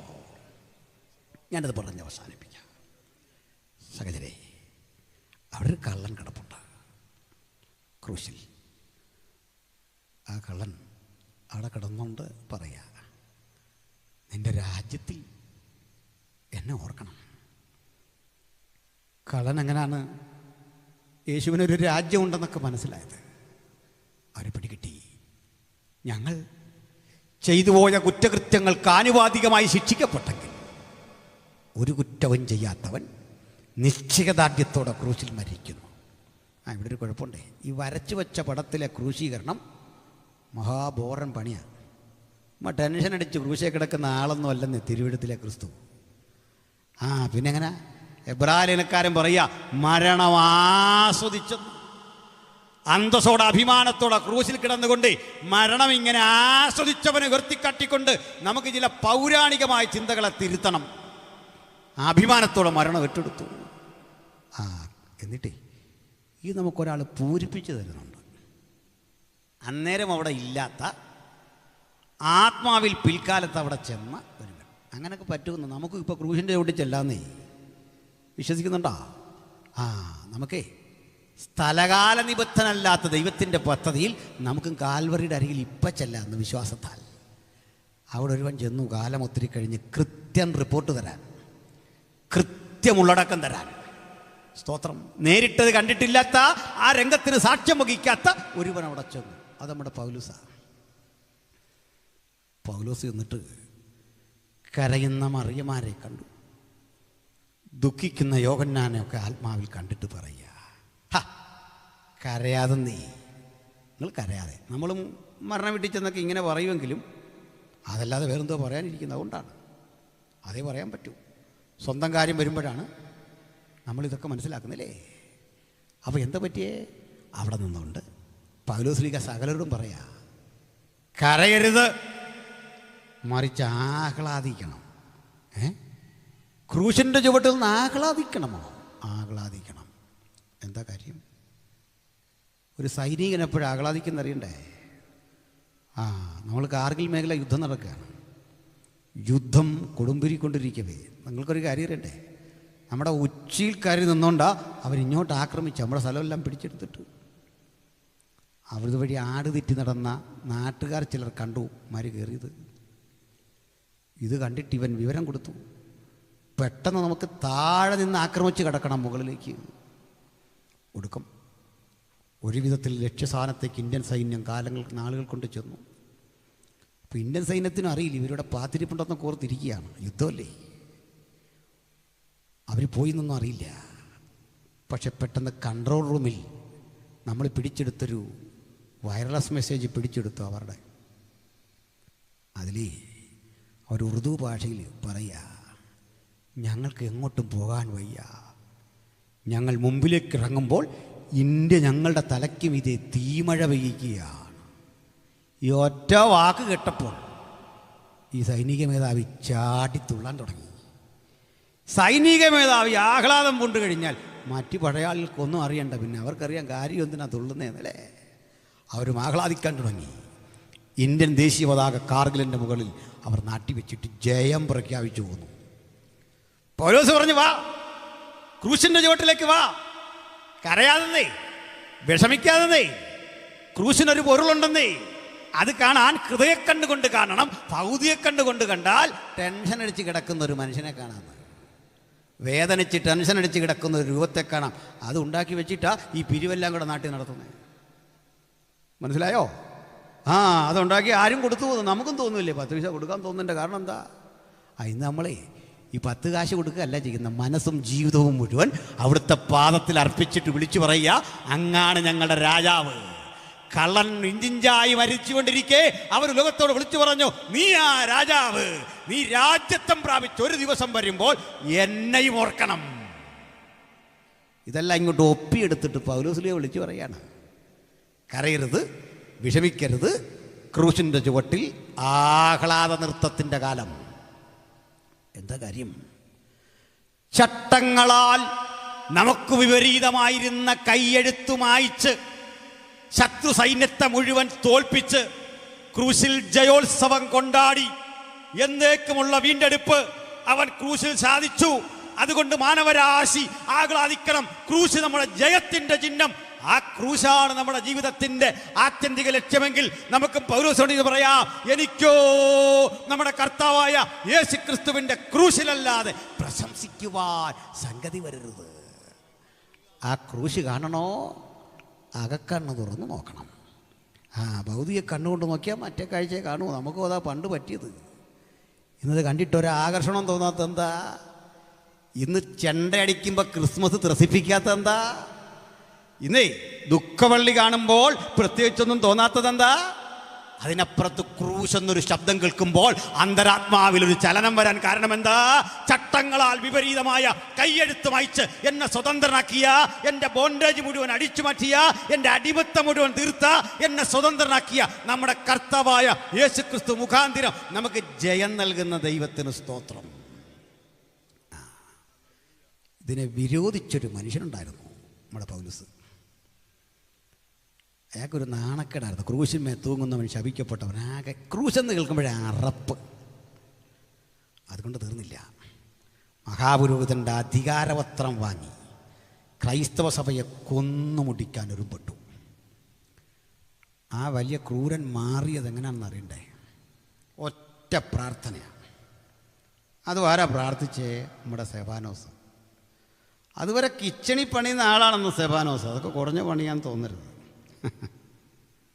ക്ഷമിക്കണം, എൻ്റെ 2 അനുഭവം പറയാം. ഞാൻ പ്രീ ഡിഗ്രിയൊക്കെ കഴിഞ്ഞിട്ട് ആണ് ബയോ കോളേജിൽ പോകുന്ന ആദ്യത്തെ ഘട്ടം. ഞാൻ ആദ്യം ചെല്ലുന്നത് ഈ ന്യൂ ഇന്ത്യ ബയോ കോളേജിലാണ് അഡ്മിഷന് ചെല്ലുന്നത്. സാറ് ബയോ കോളേജ് അധ്യാപകനാണ്. പക്ഷേ പഴയ ബയോ കോളേജിൽ എത്ര പേരെ വിളിയുണ്ടോ എന്ന് ചോദിച്ച് പറഞ്ഞു വിട്ടിട്ടുണ്ട്. ഇനിയിപ്പോൾ പിള്ളേരിലെ കിടന്ന് വിഷമിക്കുക. ഇന്ന് ഇവർ വിളിച്ചുകൊണ്ടിരിക്കുക, വിളിയില്ലേലും വരാൻ. ഈ വിളിയുണ്ടോയെന്ന് നിങ്ങൾക്കെങ്ങനെ അറിയാം? ഒരുത്തം പറഞ്ഞാലത് വിളിയാകുമോ? അല്ല, എന്നെ കണ്ട് ബേബി സാറ് പറഞ്ഞു എനിക്ക് വിളിയില്ല, തിരഞ്ഞെടുപ്പില്ല, പൊക്കോളാൻ പറഞ്ഞു. ഞാൻ പോന്നു. ഒത്തിരി ദുഃഖം തോന്നി. പിന്നെ വേറൊരിടത്ത് എടുത്തു. അവിടെ ചെന്നപ്പോൾ നല്ല കട്ടിപ്പണിയുണ്ട്. കുഴപ്പമില്ല, എന്നാലും പഠിക്കണം. പഠിച്ചു. ഒരു കാര്യം അഭിമാനത്തോടെ പറയാം, ആരും ചെയ്യാൻ ബുദ്ധിമുട്ടുന്ന പണികളൊക്കെ നമ്മളെ തലയ്ക്ക് മീതെ വരും. ഒരു ബുദ്ധിമുട്ടും തോന്നാതെ അത് വിശ്വസ്തയോടെ ചെയ്തു. എനിക്ക് അഡ്മിഷൻ നിരാകരിച്ച കോളേജിലും പഠിപ്പിക്കാൻ ഭാഗ്യം കിട്ടി. പിന്നെ അത് പറഞ്ഞ് ഞാൻ കുത്തിയിട്ടൊന്നുമില്ല ഇന്ന് വരെ. അങ്ങനെ ഞാൻ ചെയ്യില്ല. അതൊക്കെ ഓരോ നിമിത്തങ്ങളല്ലേ. പിന്നെ ആ സാറുമായിട്ട് എത്രയോ തവണ സഹകരിച്ചു. അപ്പോൾ പിന്നെ അതും വെച്ച് സാറിന് 2 വെട്ടും വെട്ടി. അതൊന്നും നല്ലതല്ല, അതും കൊണ്ട് ഗുണമില്ല. ചില നിമിത്തങ്ങൾ, ചില കാര്യങ്ങൾ അങ്ങനെയാണ്. അപ്പോൾ ഇങ്ങനെ തോറ്റെടുത്ത് ഞാനൊരു ദിവസം വരും, അങ്ങനെ പ്രാർത്ഥനയൊന്നും എനിക്കില്ല. ചൊല്ലി പറയില്ലേ, എന്നെ നിന്ദിച്ച അയൽക്കാരുടെ മധ്യത്തിലൊന്ന് മാനിക്കണം. വേണ്ടെന്നേ, അവനാണ് വലിയ ഉള്ളി. ഇവിടം കൊണ്ട് മാന്യത ഒതുക്കണ്ടെന്ന് അതിരുകൾ വിശാലമാക്കിക്കുക ദൈവമക്കൾ. അങ്ങോട്ട് പോട്ടെന്ന്, റേഞ്ച് അങ്ങോട്ട് പോട്ടെന്ന്. പുതുപ്പള്ളി കിടന്ന് കറങ്ങാതെ പുതുപ്പള്ളിയിൽ ഒതുങ്ങുന്ന മാന്യത പോരെന്നേ. നമുക്ക് രാജ്യാന്തര തലങ്ങളിലേക്കൊന്ന് ചിന്തിച്ചാട്ടെ. എന്താ പറ്റാത്തെ? അപ്പം നമ്മുടെ മാന്യത ക്രൂശ് തന്ന മാന്യതയാണ്, ഈ പുസ്തകം തന്ന മാന്യതയാണ്. അപ്പോൾ എന്തിനാ പറഞ്ഞെന്നറിയണ്ടേ പ്രിയരെ? പൗലോസ് ഓർത്ത് പുള്ളിയുടെ മാന്യത എന്തെന്നാ? ഈ റബി ആയതാ മാന്യത എന്നാണ്. നമ്മുടെ കേബ്ര സാറൊരു അധ്യാപകനായിരുന്നു. നമ്മളോട് ഒത്തിരി പേരുണ്ട് അങ്ങനെ. പക്ഷെ ഞാൻ പറയും, യേശുവിനെ അറിഞ്ഞതാണ് മാന്യതയെന്നേ. അല്ലെങ്കിൽ അവസാനം വാങ്ങിയ ശമ്പളത്തിൻ്റെ പാതി പെൻഷൻ മേടിച്ചുകൊണ്ട് നമ്മൾ വീട്ടിലിരിക്കുകയുള്ളൂ. ഒരു മാഷിൻ്റെ ബഹുമാനമുള്ളൂ. മുമ്പ് പറഞ്ഞ പോലെ രാജ്യാന്തര വേദികളെ കാണാൻ, എല്ലാ പരിമിതികളെയും ഭേദിച്ചു പോകാൻ ദൈവം കൃപ കൊടുത്തതേ ഈ പുസ്തക കാരണം. ബഹുമാനപ്പെട്ട ഉണ്ണിച്ചാൻ, പരേതനായ നമ്മുടെ കെ ജോസഫ് അച്ചാൻ, അതേ ഒരു സൈനികനായിരുന്നു. ഒരു സൈനികനായിരുന്നെങ്കിൽ കിട്ടാവുന്ന പരമാവധി ബഹുമതി അവിടെയാണെങ്കിൽ റേഞ്ച് മുഴുവൻ മാറ്റിയത് ഈ പുസ്തകമാണ്. ഈ പുസ്തകത്തിൽ വിരാജിക്കുന്ന നസ്രയനായ യേശുവിൻ്റെ ശബ്ദമാണ്. വചനം കേൾക്കുന്ന കുഞ്ഞുങ്ങളെ, പ്രിയപ്പെട്ട സഹോദരി സഹോദരന്മാരെ, അതിര് വിശാലമാക്കുന്നൊരു ദൈവം ഇന്ന് രാത്രി നമ്മുടെ കൂടെയുണ്ട്. ആർക്കും വരയിട്ടൊതുക്കാൻ കഴിയാത്ത വിധം മണ്ഡലങ്ങളെ വിശാലമാക്കുന്നവൻ അരികിലുണ്ട്. അതുകൊണ്ട് പൗലോസ് നിന്നെ മുഴുവൻ മാറ്റിയതേ ഒരു പാവത്താൻ്റെ പ്രാർത്ഥന. കിച്ചണിൽ കിടന്ന് കരിയും പുകയൊക്കെ അടിച്ച് വിഷമിച്ച സ്തെഫാനോസ് പതുക്കെ പതുക്കെ പ്രസംഗിച്ചു തുടങ്ങിയ പ്രസംഗം അണ പൊട്ടിഞ്ഞ് പോരുക. അപ്പോൾ ആൾക്കാർ കേട്ട് ചോദിച്ചു, ഇത് കിച്ചണിൽ നിന്ന് പറയേണ്ട കാര്യമില്ല, അച്ചാൻ ഇങ്ങോട്ട് വരാൻ പറഞ്ഞു. പ്രസംഗം കിട്ടി, സ്തെഫാനോസ് അങ്ങോട്ട് കത്തിക്കയറുക. അപ്പോൾ ആരാണ്ട് പറഞ്ഞു, ഇവൻ്റെ പേര് കേസെടുക്കണമെന്ന്. സാർ ഇത് തന്നെ പറഞ്ഞു തുടങ്ങി. ഒന്നിൽ ഈ പ്രസംഗം ഒരു റിസൾട്ട് ഉണ്ടാക്കും അല്ലേ? ഇല്ല, അത് സുവിശേഷമല്ലെന്ന് പറഞ്ഞാൽ തുടങ്ങി. ഇനിയിപ്പോൾ അതൊന്നും ഉണ്ടാക്കാത്തത് എന്താ? നല്ല കലാപരമായി സാഹിത്യപരമായി വാക്കുകളൊക്കെ ഒപ്പിച്ച് സംസാരിക്കും. പക്ഷേ പാപി രക്ഷിക്കപ്പെടത്തില്ല. കാരണം പഠിച്ചിട്ടുണ്ടോ? ഒരു വിടുതലും ഉണ്ടാവില്ല. കാരണം പഠിച്ചിട്ടുണ്ടോ? ഇളക്കവും പെരുപ്പവും ചാട്ടവും ഉണ്ടെന്ന് പാപി രക്ഷിക്കപ്പെടണമെന്ന് പ്രാർത്ഥിച്ച ദൈവത്തിൻ്റെ ദാസന്മാരല്ല ഈ കൈകൊണ്ട് എല്ലാ തരത്തിലും പെട്ടവനെ മൂക്കണം. ഒത്തിരി ആൾ പ്രാർത്ഥിച്ചു മുസ്ലിമിനെ മൂക്കാൻ. കർത്താവ് തന്നു തുടങ്ങിയപ്പോൾ അതിരില്ലാതെ ഇങ്ങ് തരികല്ലേ.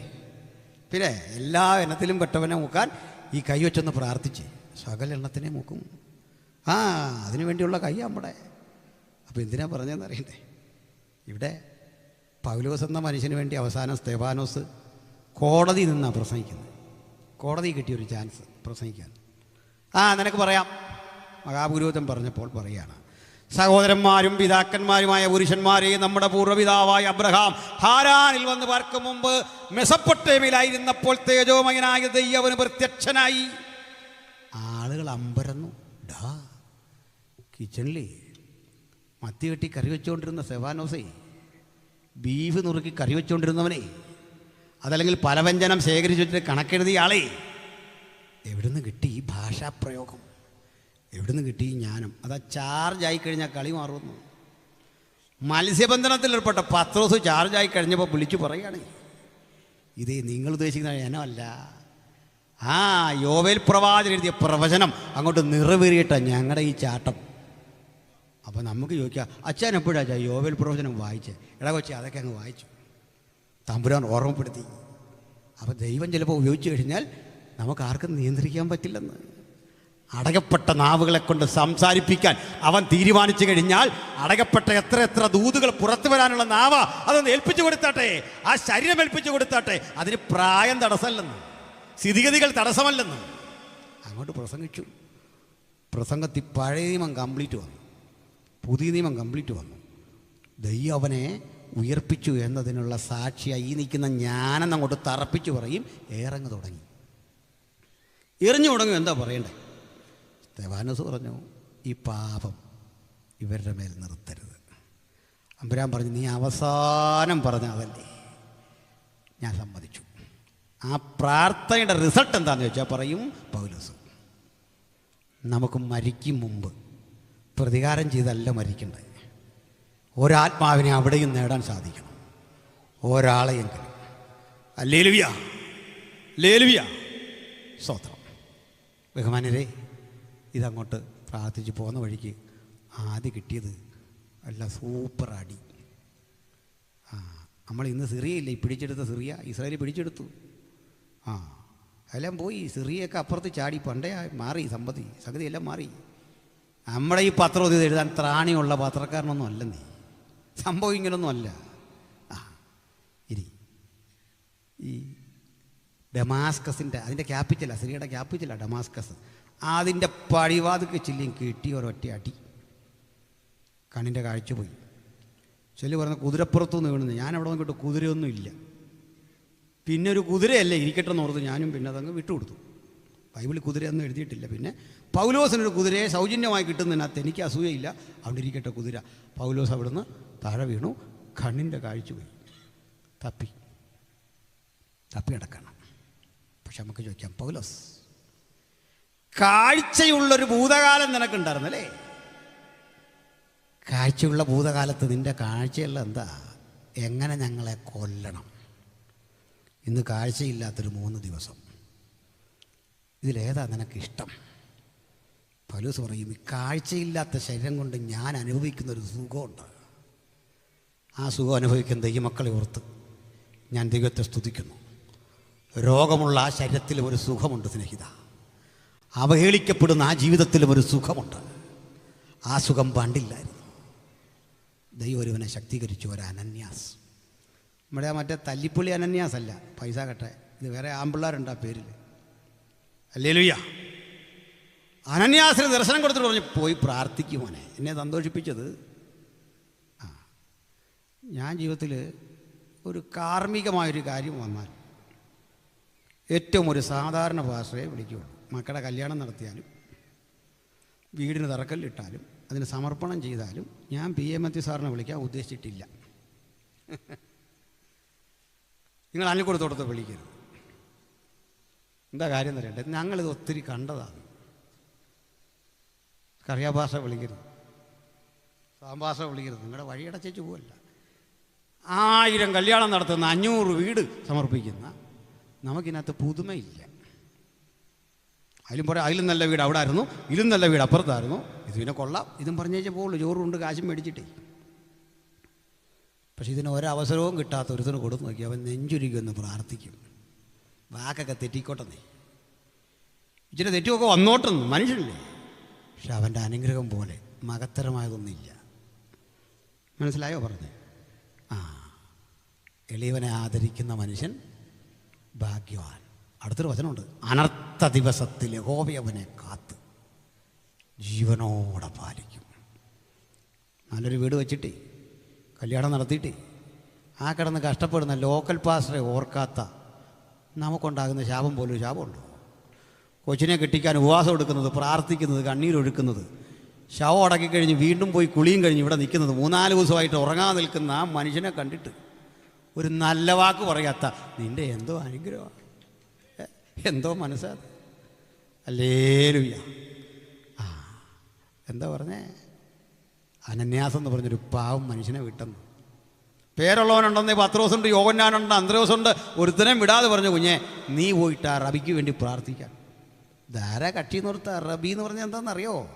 613 നിയമങ്ങൾ നന്നായിട്ട് അഭ്യസിച്ചതിൻ്റെ വ്യാഖ്യാനങ്ങളും ശിക്ഷകളും ഇതൊക്കെ മനപ്പാടം അടിക്കാൻ കഴിയുന്ന പണ്ഡിത ശ്രേഷ്ഠൻ. അതിലെ കാണുമ്പോഴേ വിളിക്കേണ്ടത് സഞ്ചരിക്കുന്ന ന്യായപ്രമാണമെന്ന് വിളിക്കണമെന്നാണ്. സഞ്ചരിക്കുന്ന ന്യായപ്രമാണം, അതൊക്കെ ഇതറിയാം. അതുകൊണ്ട് അവരെ കാണുമ്പോഴേ ബഹുമാനമാണ്. റബി എന്ന് വിളിക്കണം. അനന്യാസ് അങ്ങോട്ട് ചെന്നു. റബ്ബി എന്ന് വിളിക്കുന്നവനെ കണ്ടിട്ട് ഒറ്റ വിളി, സഹോദരാ ശൗലി. നമ്മളാണെങ്കിൽ മാനനഷ്ടത്തിന് കേസ് കൊടുക്കും. സഹോദരാ ശൗലി, കാഴ്ച പ്രാപിക്കുക. ചെതുമ്പൽ പോലെ എന്തോ ഒന്ന് കണ്ണിൽ നിന്ന് പോയി. എങ്ങനെ പറഞ്ഞിട്ടേ, നീ പരിശുദ്ധാത്മപൂർണനാകേണ്ടതിന് കാഴ്ച പ്രാപിക്കാൻ. ചുമ്മാ കണ്ട പോരാ. അന്നു മുതൽ പൗലോസ് ഒരു പുതുമനുഷ്യനായി.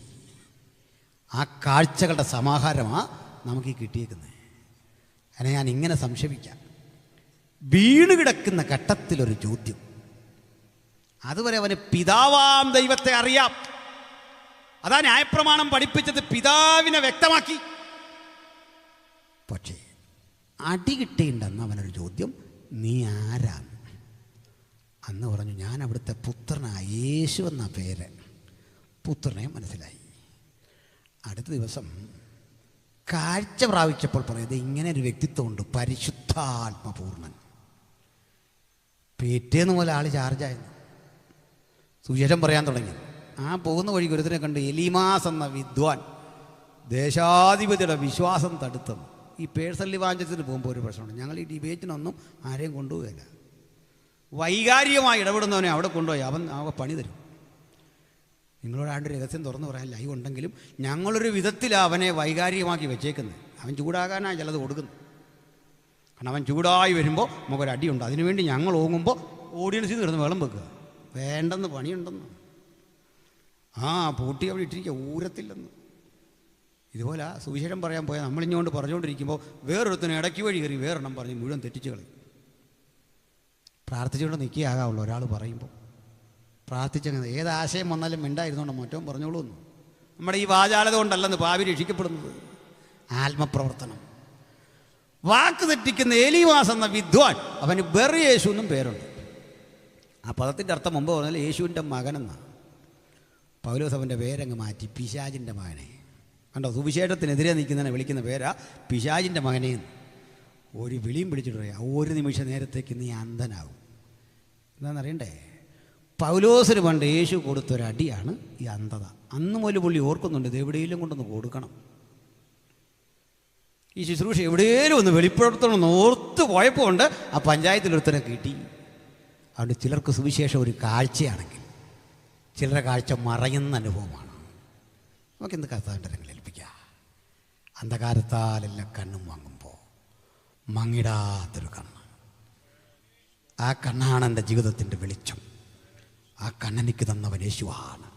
അതിനെ പൂർണ്ണനാക്കുന്നത് പരിശുദ്ധാത്മാവാണ്. പിതാവിനും പുത്രനും പരിശുദ്ധാത്മാവിനും ഒരുപോലെ സ്തുതിയർപ്പിച്ചുകൊണ്ട് അകക്കണ്ണുകളുടെ ജലനം കാത്ത് നമുക്കവനെ ആരാധിപ്പാം.